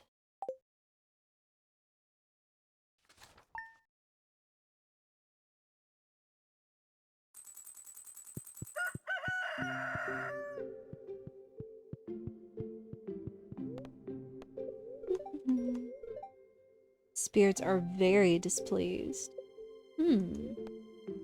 Does that increase our chances of getting an infested room? Question mark? If it does, that does sound like it would be beneficial for our mission. I know usually it pertains to... Oh, Gus.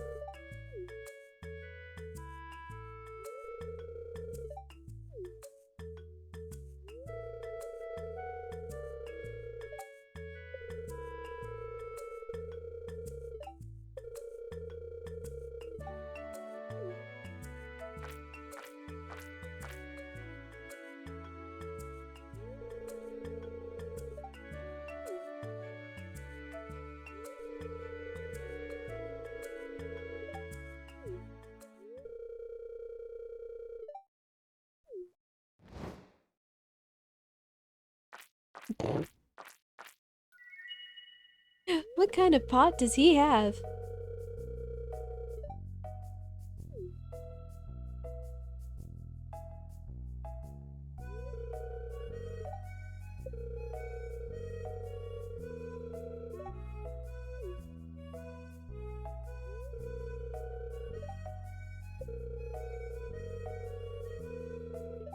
The mini jukebox!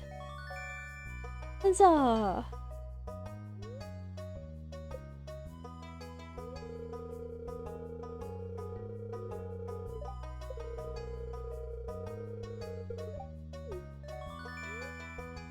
Learned how to craft a mini jukebox.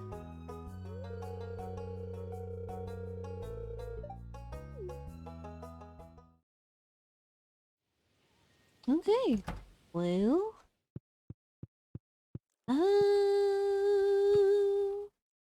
Right there. We'll have to mess with that later.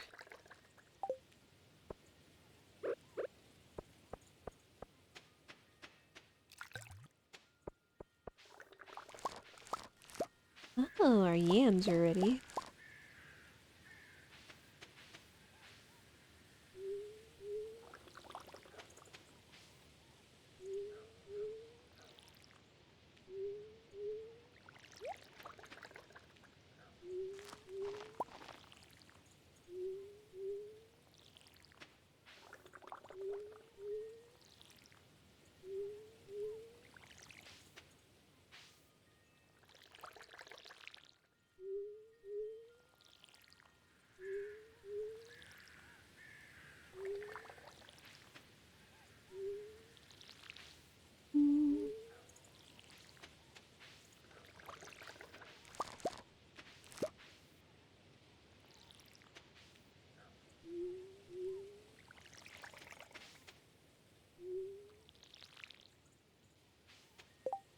Alright, everything looks good.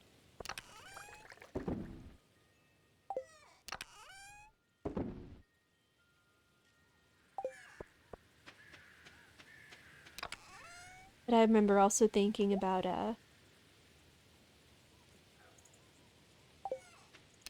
all the Kirby games. Now that you posed that question, Medley fan, thinking about all the Kirby games in the entire series.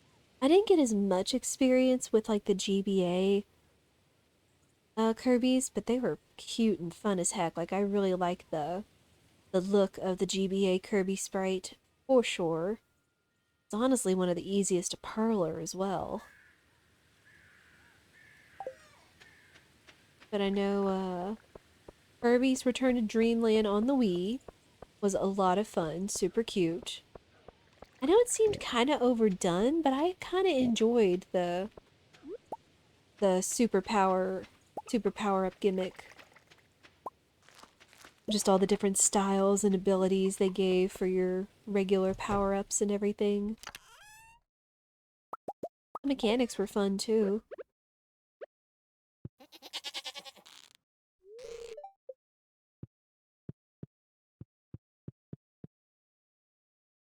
Then what else?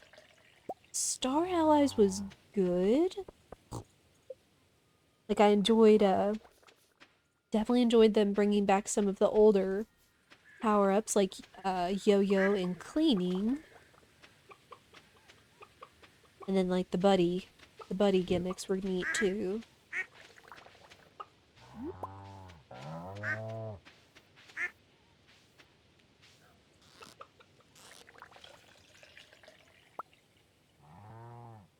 Yeah, one of the older Kirby's that definitely stuck out to me the most just again had to be Kirby's Return to Dreamland. I think that was one of the first games where you actually got to play as other Kirby universe characters.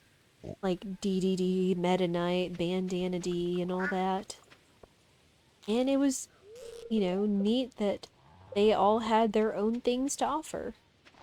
Wait, why does Patty have no milk? Did I already milk her? I guess so, I just forgot.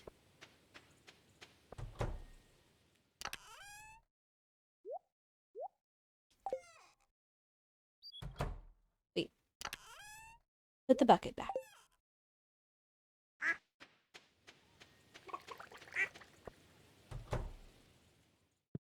And I didn't really have any experience with the Dreamland series, like Kirby's Dream Land 1, 2, and 3, until I actually got the Kirby Classic Collection on the Wii back in the day.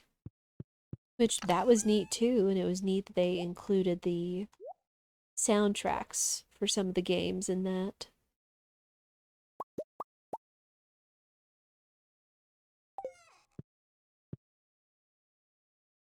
And I think they even include an episode of the Kirby anime, Kirby Back at Ya or whatever it was.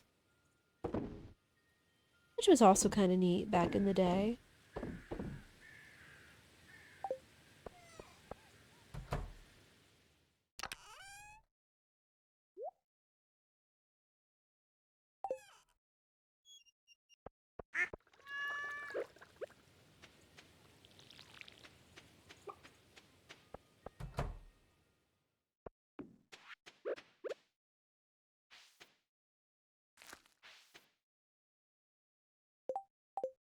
Great show, nice.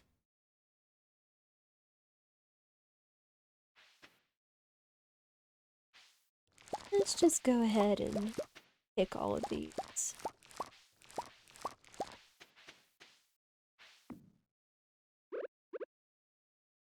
And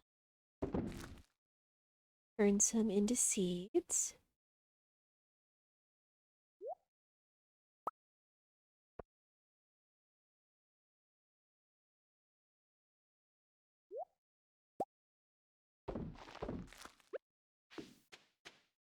Yeah, I didn't discover or know of the Kirby anime until being on the internet and being in a Twitch chat and stuff.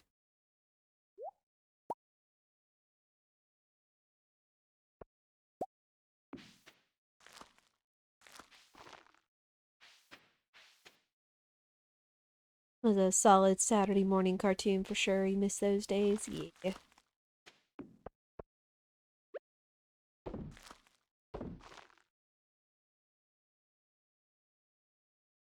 There were a lot of good Saturday morning cartoons. I'm not even really sure how TV channels work anymore since we haven't had cable in the longest time. Everything we watch is pretty much on the internet nowadays.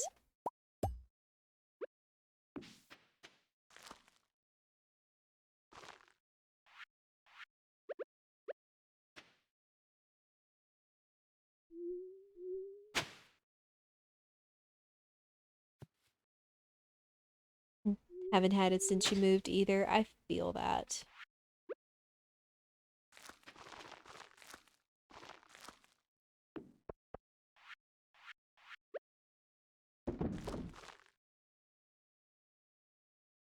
Oh, we need some quick grow too. So we can have them producing faster.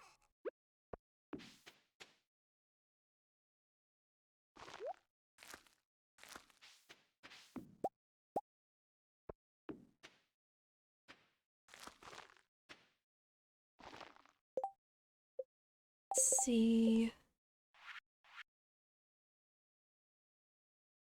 Oak resin and coral. I might be able to do that. Everything I watch is either on Twitch or YouTube. I definitely feel that, Medley fan.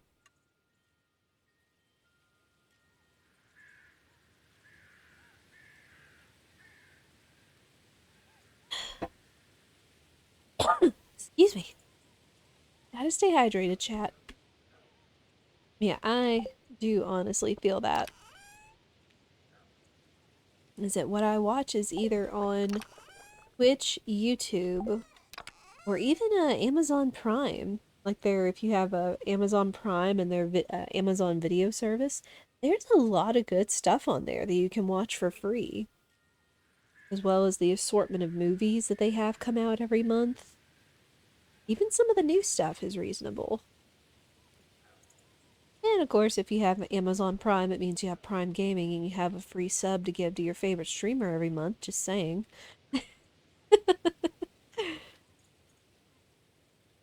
Yeah, pretty much everything I watch nowadays is on the internet, so I don't have to worry about it. Even like local news, like if there's important stuff or weather alerts, like live severe weather broadcasts, they're all on Facebook.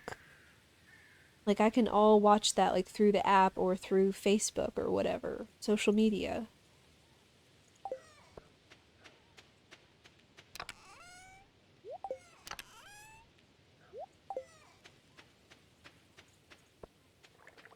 I mean, I've seen like some people in my family have like the what's it?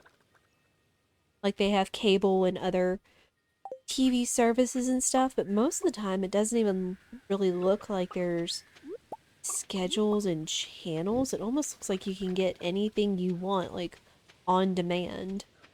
It's like super fancy.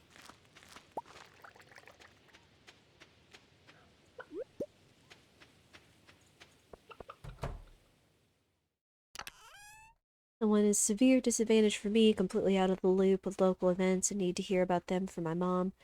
Follow world and national events, but not local. Yeah. Yeah, I don't look too much into local events because even like Facebook and Twitter and stuff, like Twitter has had like headlines and national news, like clips on the sides and stuff, but I do follow the one big local news channel around here just for like a good mix of local and national and worldly news. And then they're also excellent about weather because when like something really scary starts going down, like tornadoes, windstorms, anything like that, when they get those, they'll go on their Facebook Live and do like a whole like television broadcast showing the radars, where the funnel is, like all this stuff, timestamps, you name it. As well as like saying, hey, here's where you can go or how to stay safe, XYZ when it comes to severe weather and all that. It's very convenient. It really is. If nothing else, that's one of the main reasons I follow them, is so that they can pop up on their Facebook Lives when severe weather goes down. Because that used to be what we had to do back in the day was have the TV on and have it on the Weather Channel. And if we had to go to the closet, we had to like, turn the volume up just to hear hear if it was all clear or not. All that fun stuff. Again, it didn't help that my mom's favorite movie when I was growing up was Twister. Funny enough, one of my good friends, his mom loved the movie Twister when we were both growing up at the same time. So it's like, oh my goodness. And now we just meme and make jokes about that film nowadays. But yeah, we've been in some storms together before, since we both grew up in Mississippi and the Mid-South and all that. We have not been exempt from our fair share of severe weather.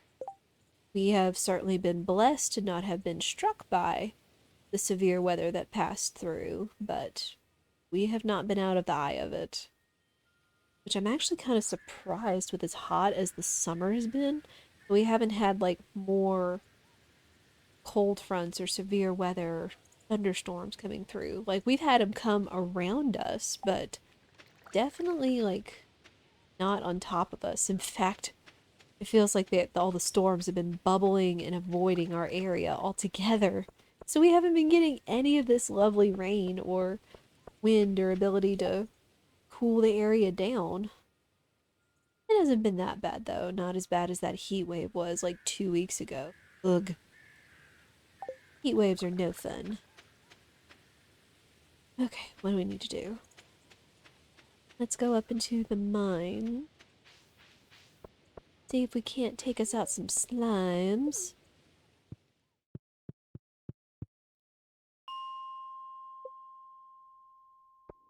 Yeah, just, my advice, just stay safe, take care of you, follow any procedures and whatnot.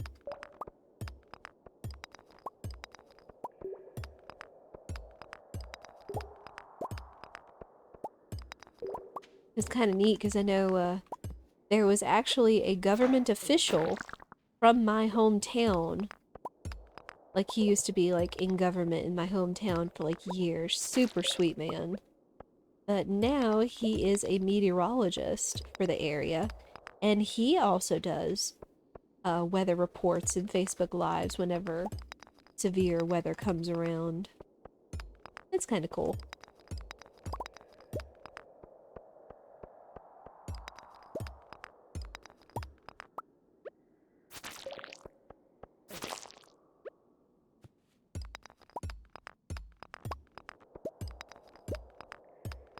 Yeah, just, you know, all of you always stay safe, take care of you and those around you if you can.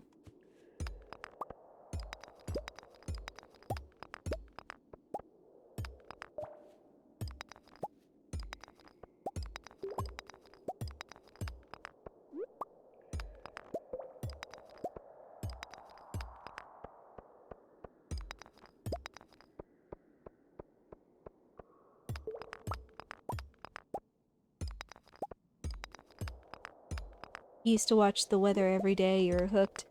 Oh, Elzir, was it the Weather Channel? Like the weather that used to like scroll through and have like that jazzy music that would play all the time? That gentle voice. It's like, here's your weather for today. Like, it wasn't even a broadcast. Like, it was just the weather that played, and it was the Weather Channel. Yes, yeah. I think I enjoyed having that on too, but of course, being a kid, I would only be able to watch it for so long and then get bored. Used to be your morning routine when you lived at your mom's, eat breakfast, watch the Weather Channel. Yeah. Just morning thing to do, just kind of get caught up on stuff. Music was amazing. It really was. Ew, here we go. This is what we want.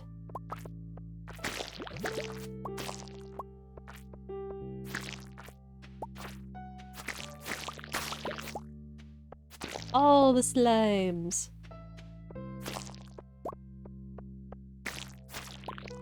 It's all the little baby green ones, so they're like one shot, one kill.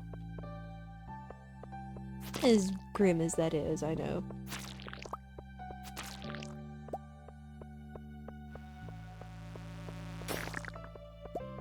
It was like watching the TV Guide channel. Don't get distracted and miss the channel you were waiting for. Another 5 minutes until the next go around. Yep, because TV back in the 90s.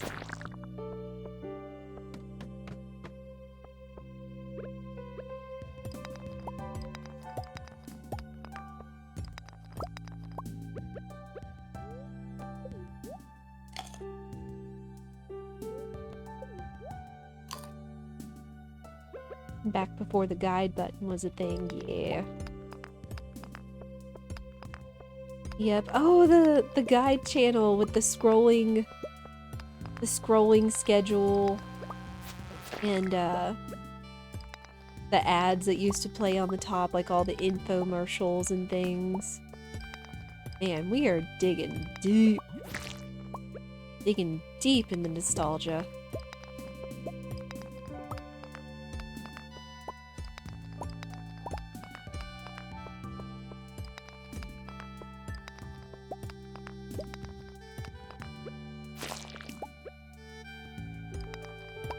Trying to think what else there was back in that day.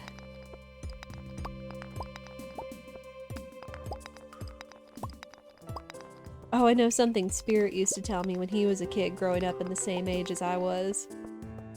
We're 3 years apart, technically. But, when he wanted to play a game, it always had to be on a certain channel. But then somehow the televisions in his house were rigged up in a way that everybody shared the same channel. So when someone else was watching TV in another room, they could see him playing whatever video game he was playing. Or if they wanted to watch something or other, I think is what the deal was. It was something crazy like that. Need to go. Thanks for stream. Thanks for hanging out, Medley. Hope you have a good evening. Yeah, it was just some weird coincidence like that. It was just TV back in the 90s.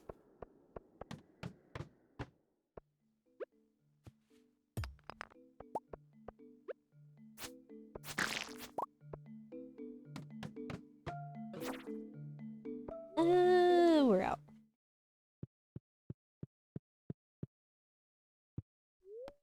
Remember the Shirley Temple infomercial they showed nonstop? Yes! Oh my goodness. I do remember that. All the late night infomercials. Oh my goodness.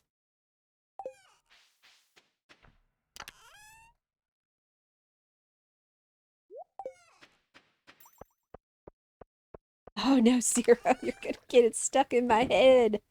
No!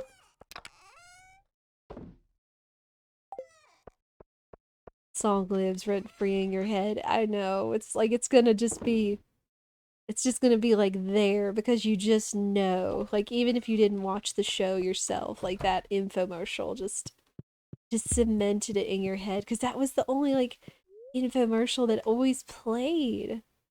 That and like all those classic hit collections and stuff.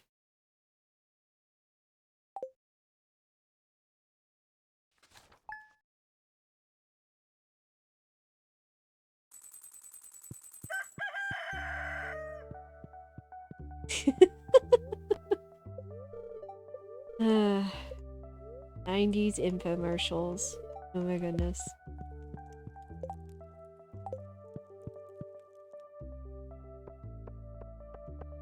Hey, our fairy roses are ready. And now they can start, all the bees can start making fairy rose honey. Which apparently is pretty high value.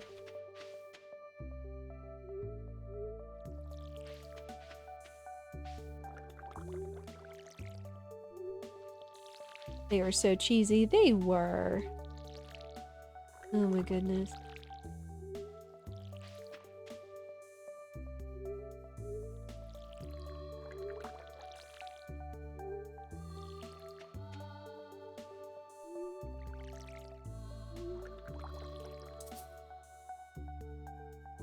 Oops, out of water. Wait. Oh no, our frame's acting up again. Oh my gosh.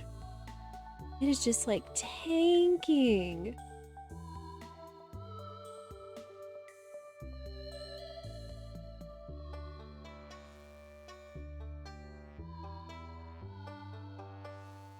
Well, rip frames.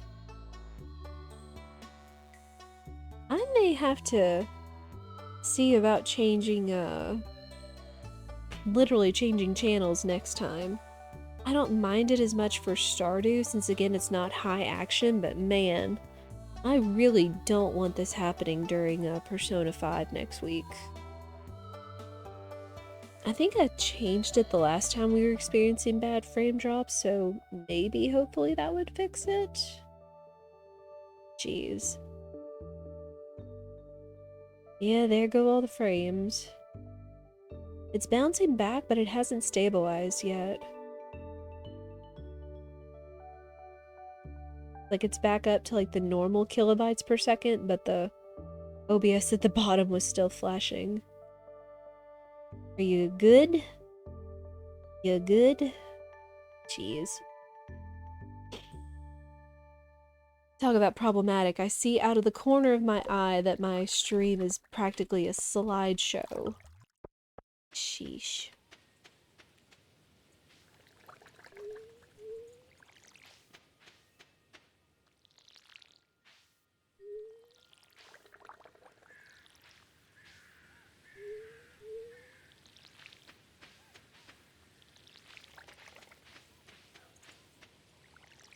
But what can you do? Yeah, I might try swapping the channels again next time.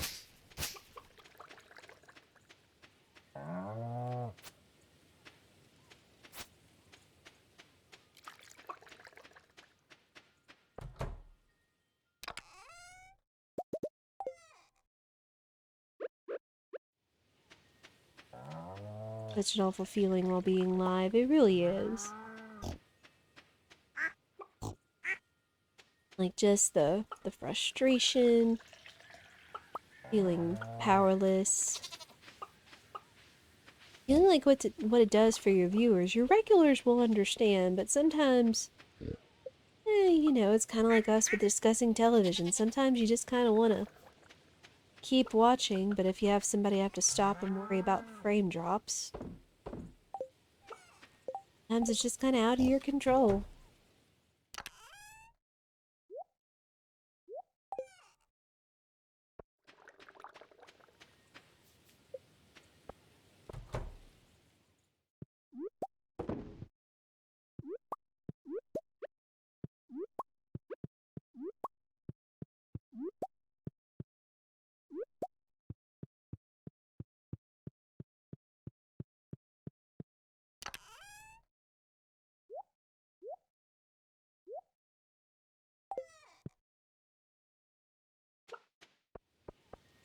Okay.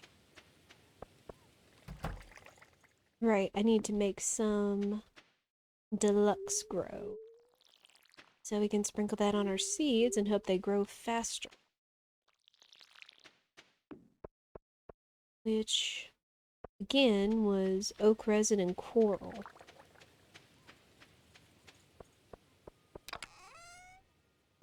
Uh,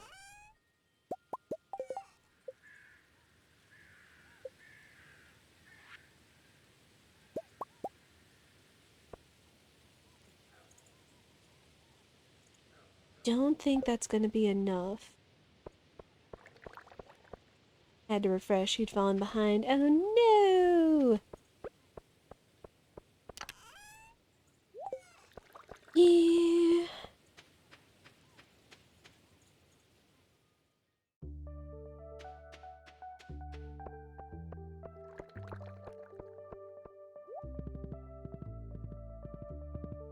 Let's take our horse and head to the beach. See if we can't find a little more coral to craft that deluxe grow.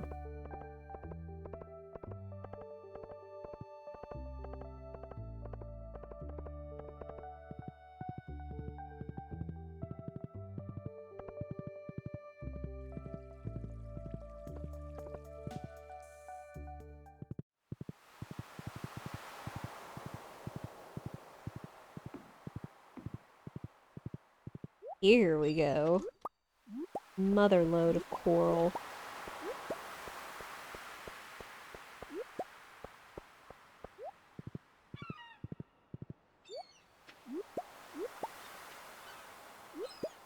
Now we'll be able to make all of the deluxe grow, considering each craft gets us 5 boxes of it. You heard clapping on the GDQ channel and thought it was your horse. Oh dear. Yep, that's kind of how I've been doing it. I've been streaming it up myself this week. From either a channel I mod or a channel I'm watching, and then just kind of having GDQ on in the background.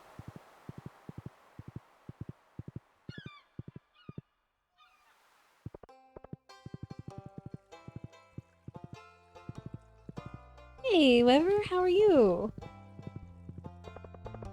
I was like, they really honed in on that horse audio. Yep.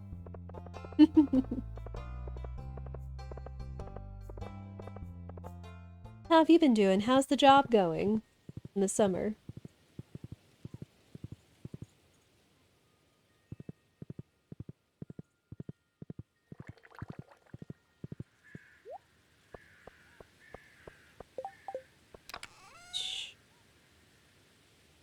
Geez, we're not going to have near enough oak resin. Which that's fine. We don't need a ton of speed grow at the moment. You're doing good? Good. Just staying cool. Visited with some family earlier today. And just kind of chilling out, doing the Stardew. We finally finished the community center, but we have one last bundle of stuff to turn in from the Junimos, and it requires a lot of rare stuff, as you can see.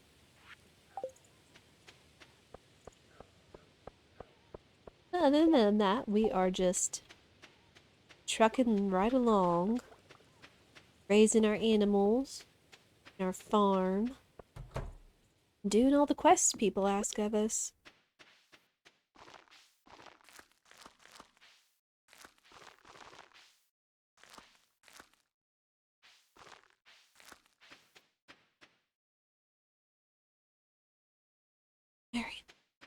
all good.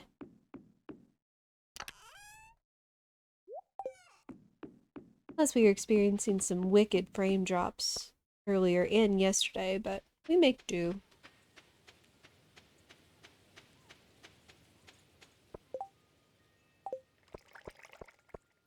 Alright, let's head back to the mines. I'm kind of curious after getting that one infested room, how many slimes we got added to our count. My goal right now is getting the slime charmer ring. And to do that, we have to slay 1,000 slimes.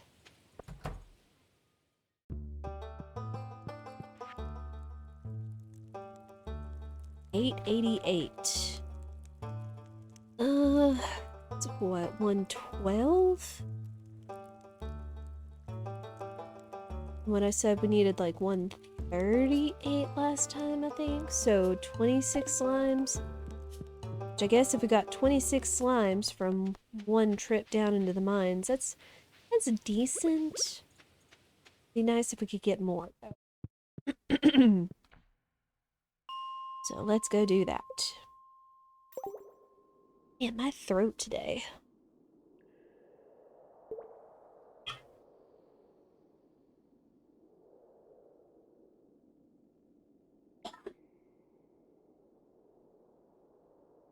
Excuse me.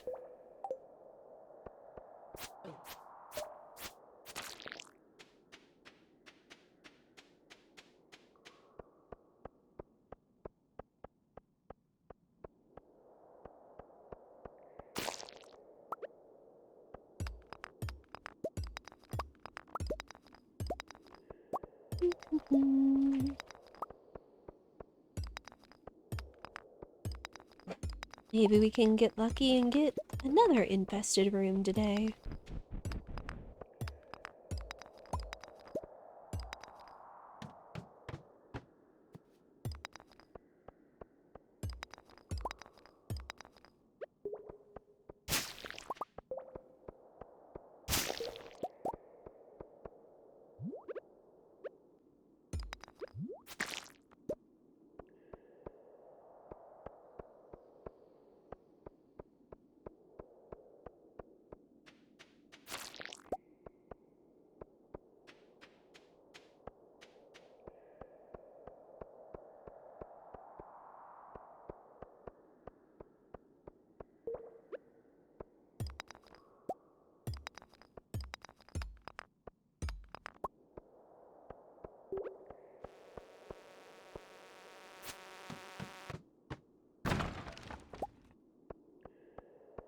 Alright, we have our ladder. We just need to check and see if there are any slimes around here. Oh no. OBS, seriously? Again? And now sometimes it's just bottoming out. What the heck? This stinks.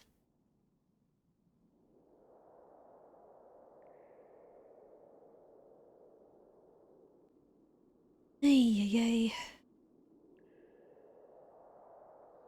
Yeah, I will definitely have to maybe look into doing another server.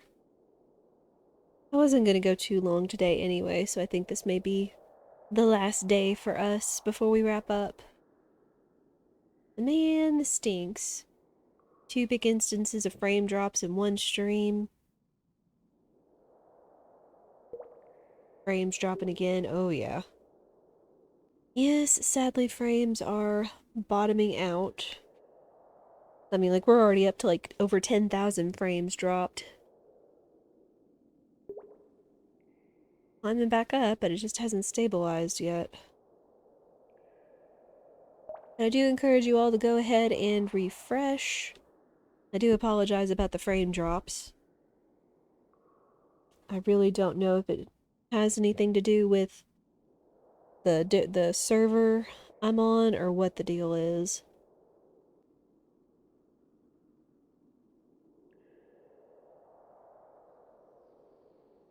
Okay. I think it's stable out again, thankfully. Yes, if you can hear my voice, just do a quick refresh and that should bring you back up to speed. I do appreciate chat's patience and understanding.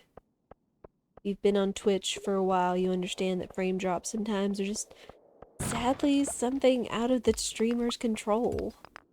Not that I want to have frame drops. Could just be some kind of bad weather happening in wherever the server you stream on is happening.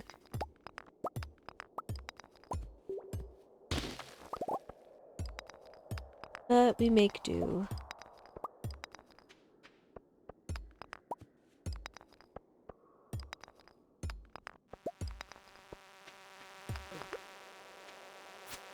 Go away. Go away. Go away.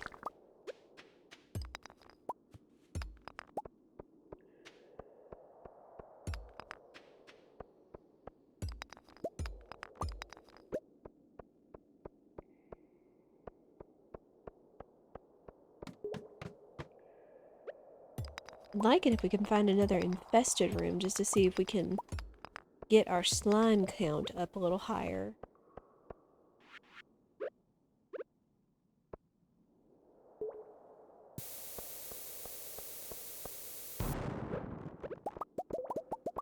Okay, there's our ladder.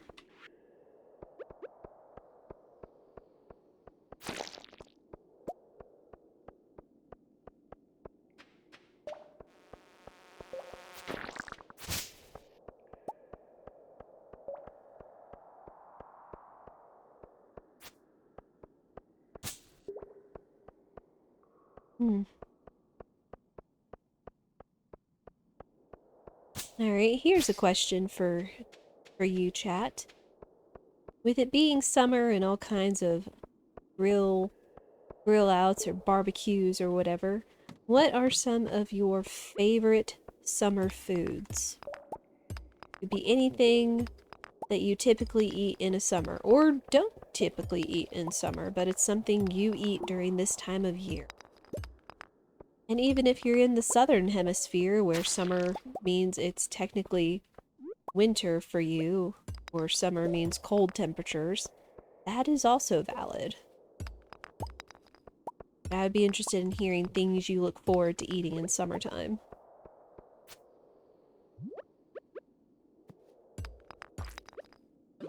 I know one thing I enjoyed eating when I was a kid, were the popsicles. We always had the ice cream man, driving around our neighborhood, and you get those cartoon kind of fruit-flavored popsicles that were so good. I don't see the ice cream man around as much nowadays, but I think with the way things are going, probably not the best thing to do right now. Baked beans probably too much. I feel that. I do enjoy some beans, like black beans flavored with cumin and lime juice and cheese. Or like our barbecue beans that have bacon, chopped onions, peppers, a little bit of Worcestershire and soy sauce. All kinds of good stuff to make it taste good.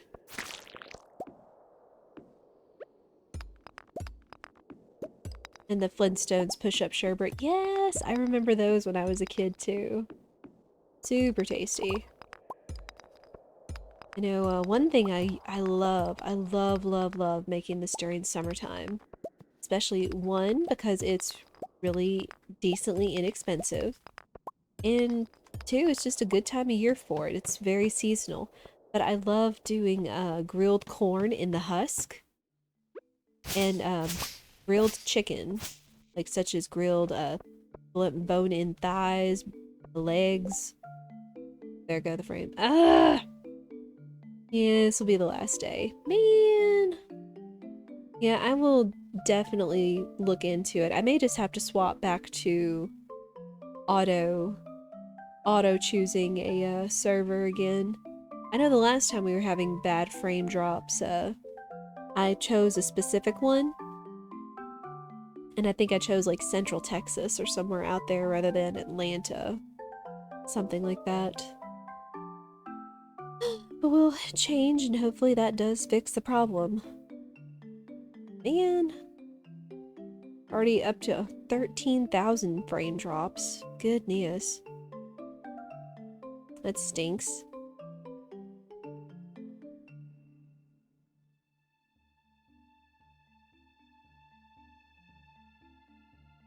I don't know, I'm hoping sometime in the future we can update our computer. Well, we're basically looking to update our computer and our internet connection, so hopefully things like this don't happen. But again, it could probably be OBS or Twitch's part, because I've never really experienced major frame drops until, like, the last day or two. So again, I do appreciate all of your patience and all that. And again, I would much rather have it happen during Stardew. I'd really like it if it didn't happen at all, but if I had to pick and choose, you know. We can stop and talk about food for the moment. Hopefully, even though frames are dropping, you all can still hear my voice and everything. Yes, one of my favorite meals in summertime is grilled corn in the husk alongside grilled chicken. And the way we do it is always do a bone-in chicken, thighs, or legs. And we have kind of a shake or seasoning mix that Spirit has made ever since he learned how to really barbecue and making like his own rib rub. So it's evolved from like a rib rub to a chicken seasoning to like an all-around seasoning mix. It is so good. It is so good on everything. And I think frames have stabilized, thankfully. But it's like good on meats, it's good on scrambled eggs. Oh my goodness. It's just like a mix of Lowry seasoned salt, brown sugar, onion powder, garlic powder, togarashi, which is kind of a Japanese red pepper spice, as well as powdered Chinese mustard, which is that little bit of heat, but not too much.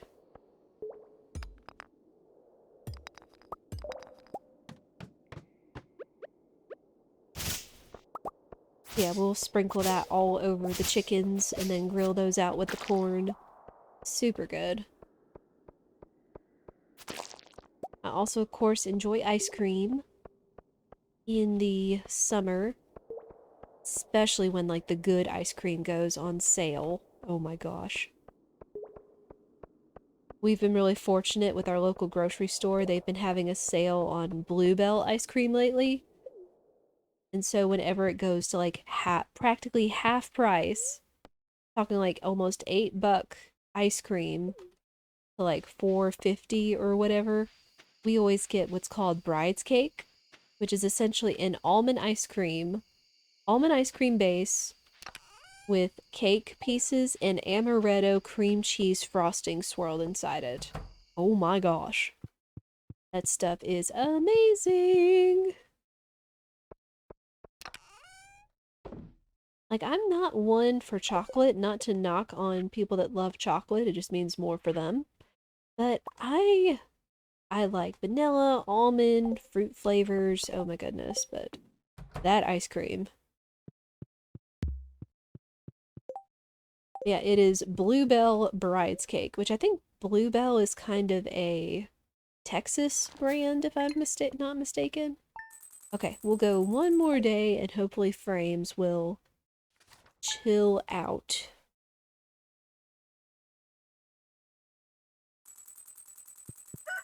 What else? Ooh, if we get a really good sale on ribs, oh my gosh, Spirit makes some amazing ribs. Oh, we know how to make blackberry cobbler now. Okay. Need to work on my barbecue skills. Never really been a big culinary guy. Being by myself has forced my hand. Hey, it does. And being able to cook is not a bad thing. And plus it just takes kind of getting in with the right people with the right skills and just kind of turning you on to doing different things. And now we have pumpkins. Yeah, he'll typically do like a dry rub style of ribs on his. I guess it's called Memphis style. But he just puts that same rib rub, that same multi-purpose seasoning on top of it on some baby back ribs. Puts them on his smoker grill. And he gets them up to such a temperature. I think it's like gets them up to like 170 degrees Fahrenheit and then holds them at that temperature for like 2 hours until they're nice and tender. Oof. And they get so tender, and they get a nice smoke ring in flavor, but then they're not dried out. They're super moist. I know people hate that word, but it's a word, and that's super important when it comes to barbecue.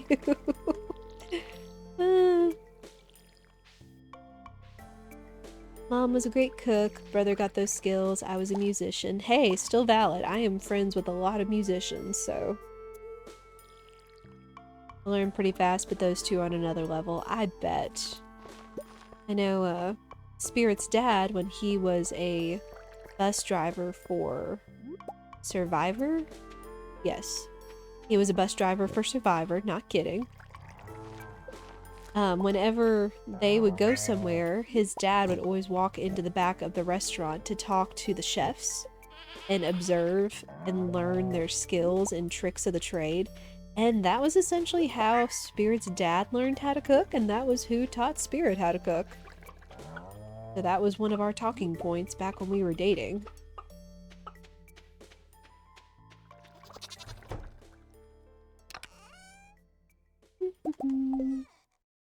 Oh geez, our inventory is getting full.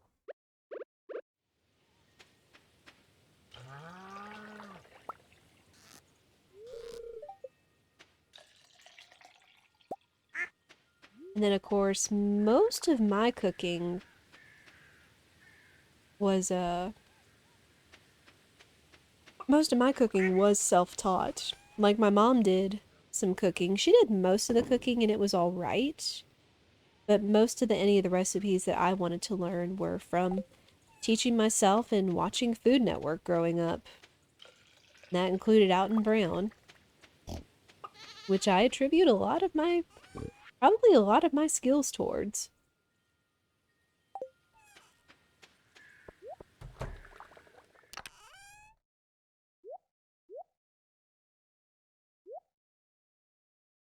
Okay. Funny, your brother's dad drove a bus. Nice.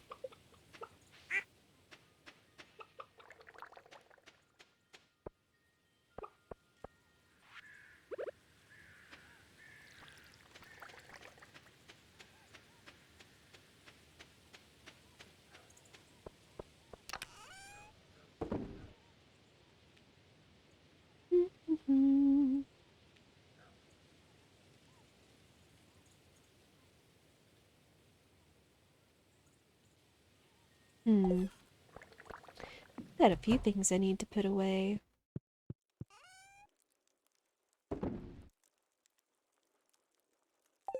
And we'll hang on to some cranberries.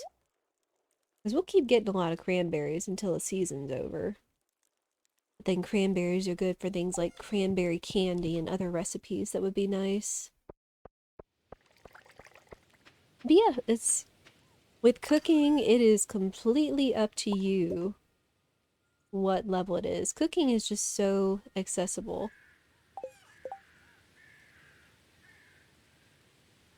GDQ feels, hate the week following GDQ feels like something is missing from my life. I know. Get what everybody calls the GDQ blues or whatever it is. And then we all just kind of get back to reality, I suppose. People will get back to their regular schedules. I mean, at the very least, it gave us chances to have those experiences and maybe discover some new streamers, new communities we can find out. Things like that. But yeah, I know that's a common feeling for a lot of people. Where they're like, man, just once I know it's over, I just get so sad. And it is, I understand. Always something to watch during the week in the off hours, true. Also true. Well, Zeldathon is in a month, yeah. And plus, GDQ I know has gotten better over the last few years of actually putting on shows during the week and not just only doing the GDQs. Like they used to have like the GDQX, they would have the other mini marathons and such.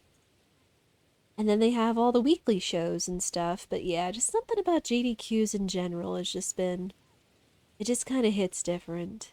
I understand.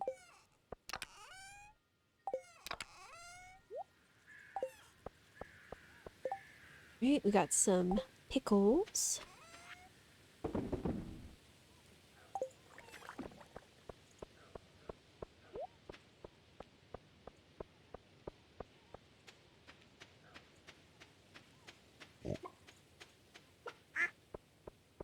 Oh, here's something.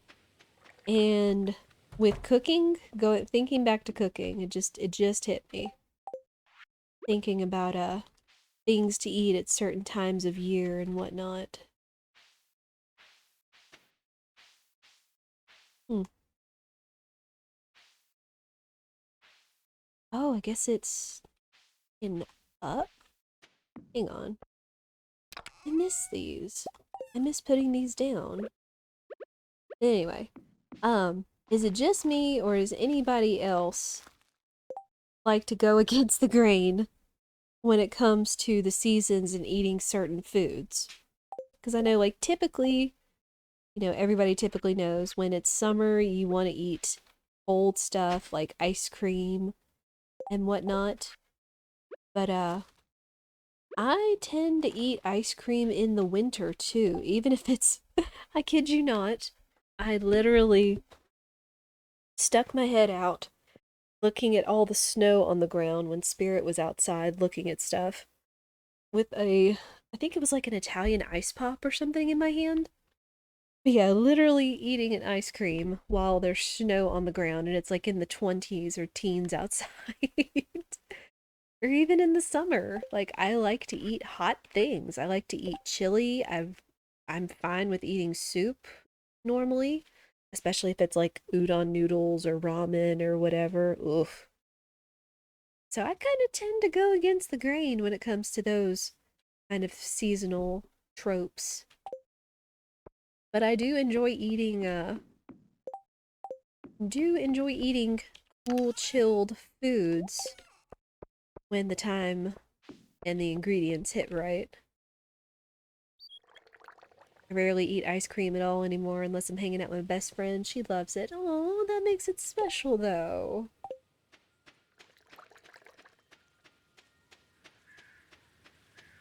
I used to not be a really big ice cream person until I think it was until Spirit and I got married. Like I enjoyed ice cream, but I don't really remember going out of my way to have or keep ice cream on hand all the time when I was living by myself before we got married. But now sometimes Spirit will come to me and he'll have that look on his face where it's like 8 or 9 o'clock at night and he's like, I feel like some ice cream. You want to go to the store and get some ice cream? I was like, yeah, sure, let's go. So we'll just wander around the grocery store together looking at ice cream and whatnot. And I think that's probably what's gotten me more in the mood for eating ice cream on the regular. Granted, I still probably get it for myself, maybe once a month or once every other week, depending on if we have it and it's on sale or whatever. If I have ice cream, it's chocolate eclair or shortcake.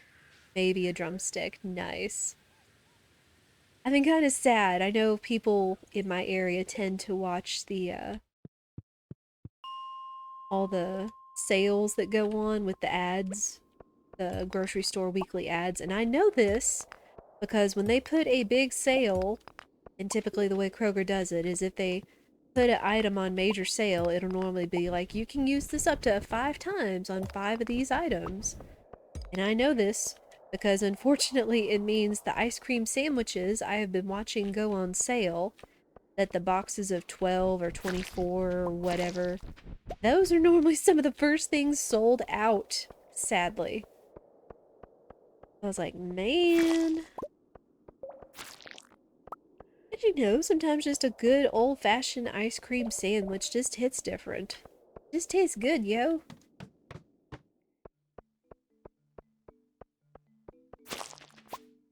Plus, I just enjoy getting stuff on sale. Like, I love a good sale. Every once in a while, yeah, it doesn't have to be all the time, but sometimes you just want to get an ice cream sandwich.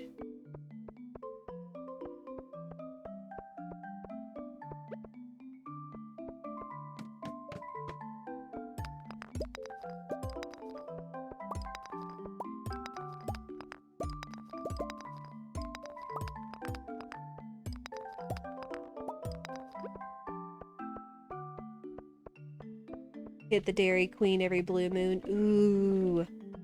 I haven't been as much of a fan as Dairy Queen. Now, one of my besties, she loves some Dairy Queen, let me tell you. But I do remember, it was actually 4th of July. They had a really neat special where I think it was a Blizzard, but with like their, like it was like a star ice cream fruit pop stuck inside of it. But it was like some sort of fruit punch soft serve ice cream Blizzard mix. And then it had the red, white, and blue star pop stuck inside of it. Or stuck in the top of it. That was really cool. Really good, too. I'll have to, like, post a picture of it. Because I think I took a picture of it when we were there. Just because of how neat and interesting it was. Heck, I think even Dairy Queen actually liked it or commented on it when I posted it to social media.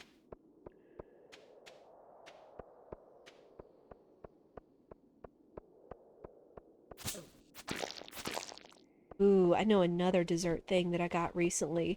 I'm not a big, huge dessert person. Like, if I want dessert, I have to be in the mood for it. Oh my goodness.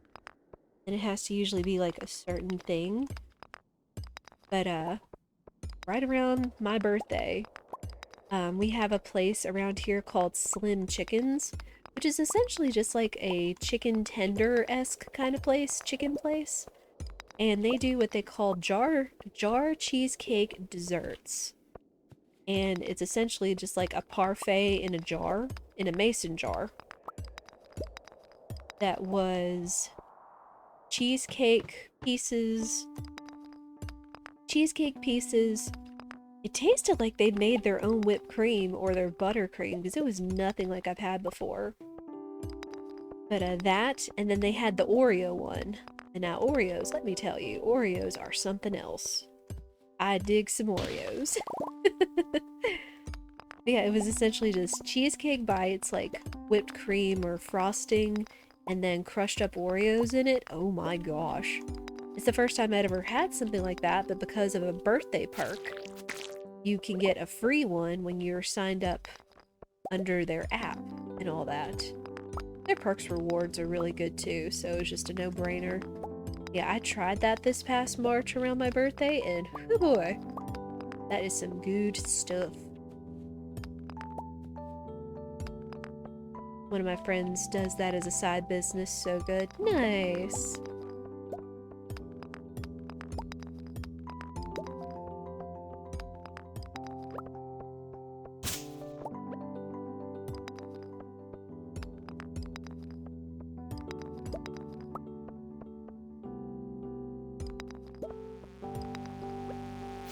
Go away, you. Go. Go. Get. Ooh, we've been looking out with the ancient seeds off of these bugs lately, I'll tell you. Not that I'm complaining, it just means we can get more ancient seeds in the ground faster, and I don't have to sacrifice the fruit we've been waiting on to go to wine, and can just stick those in the ground instead.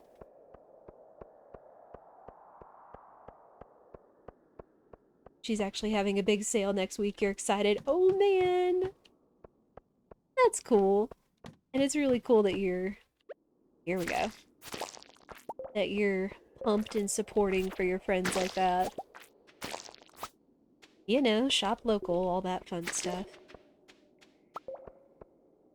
Aw, man, was that it? Dang. I was hoping that might have been a bigger infested room. Or overrun, I guess is what they call it.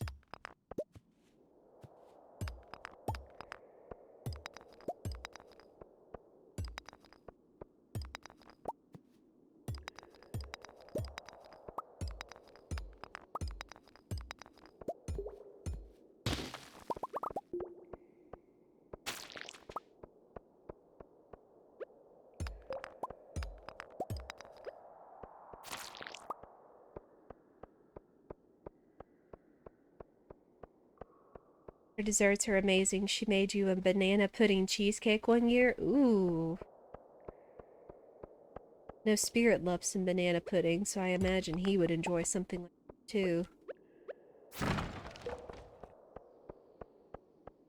gotta say, it's kind of funny. Things you learn on TV talking about banana pudding, because Alton Brown actually taught me that there were two types of banana pudding. And the weird thing is, when he said that there was like apparently a north version and a southern version of banana pudding, is that supposedly the northern version is the chilled part with like the pudding, the wafers, and the whipped cream on top, whereas the southern version is the one with the baked torched meringue in it.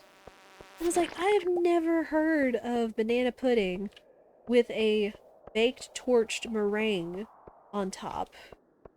And I've lived in the South my whole life. Most of the time it was always the banana pudding with the wafers and the bananas and the whipped cream on top. But no, he said that the Southern was the one with baked meringue on it. It's like, okay, mind blown, today I learned. But, you know.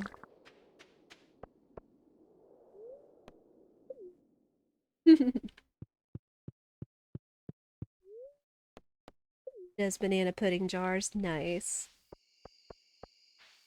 I know one of the other neat things about the cheesecake parfait jars from Slim Chickens is that they actually had their own little branded, what's it? Like they actually had mason jars that were made with their emblem in the glass somehow. It's like, that's dedication. And it was kind of neat since you get to take the glass home and all that. I think we've got it washed and stored away in our cabinet with other mason jars we've saved for canning and whatnot. Grandma still makes the southern style. Your aunt still makes them. Nice. So your grandma does the baked meringue on top of it, you're saying? Because again, again, my mind was just blown by that concept of saying that the southern version was the baked meringue versus the north was the one with the chilled whipped cream. I was just like, what? I don't think I've ever seen the baked meringue version in the South. But, you know, that's so interesting. Your grandma was from Alabama. Oh. Now, see, like, I'm from the Mid-South, but still, I don't know. I don't know if, like, being, like, right there in the middle has anything to do with it. I don't know.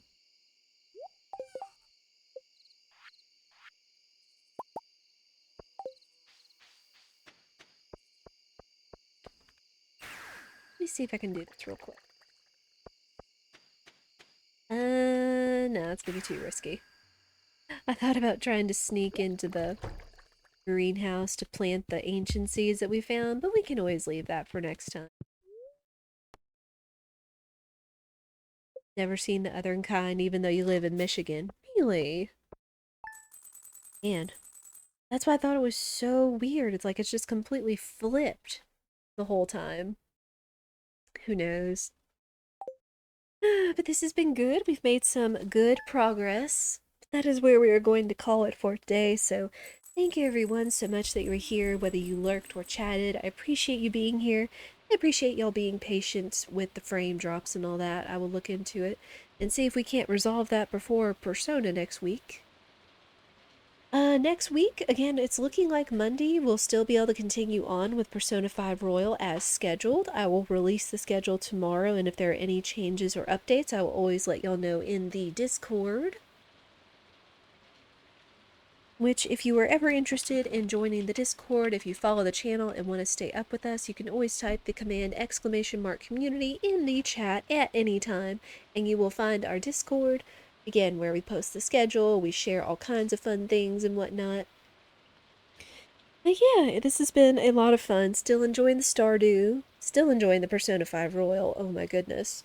We are about to, I guess, learn about our fifth palace at some point. We've learned about the fifth person, but we are nowhere near them. We are about to go on the Hawaii trip too, so that should be a lot of fun. That'll be it for me, but I hope you all have a lovely day or evening wherever you are in the world, and I hope to see you all again soon. Take care, everyone.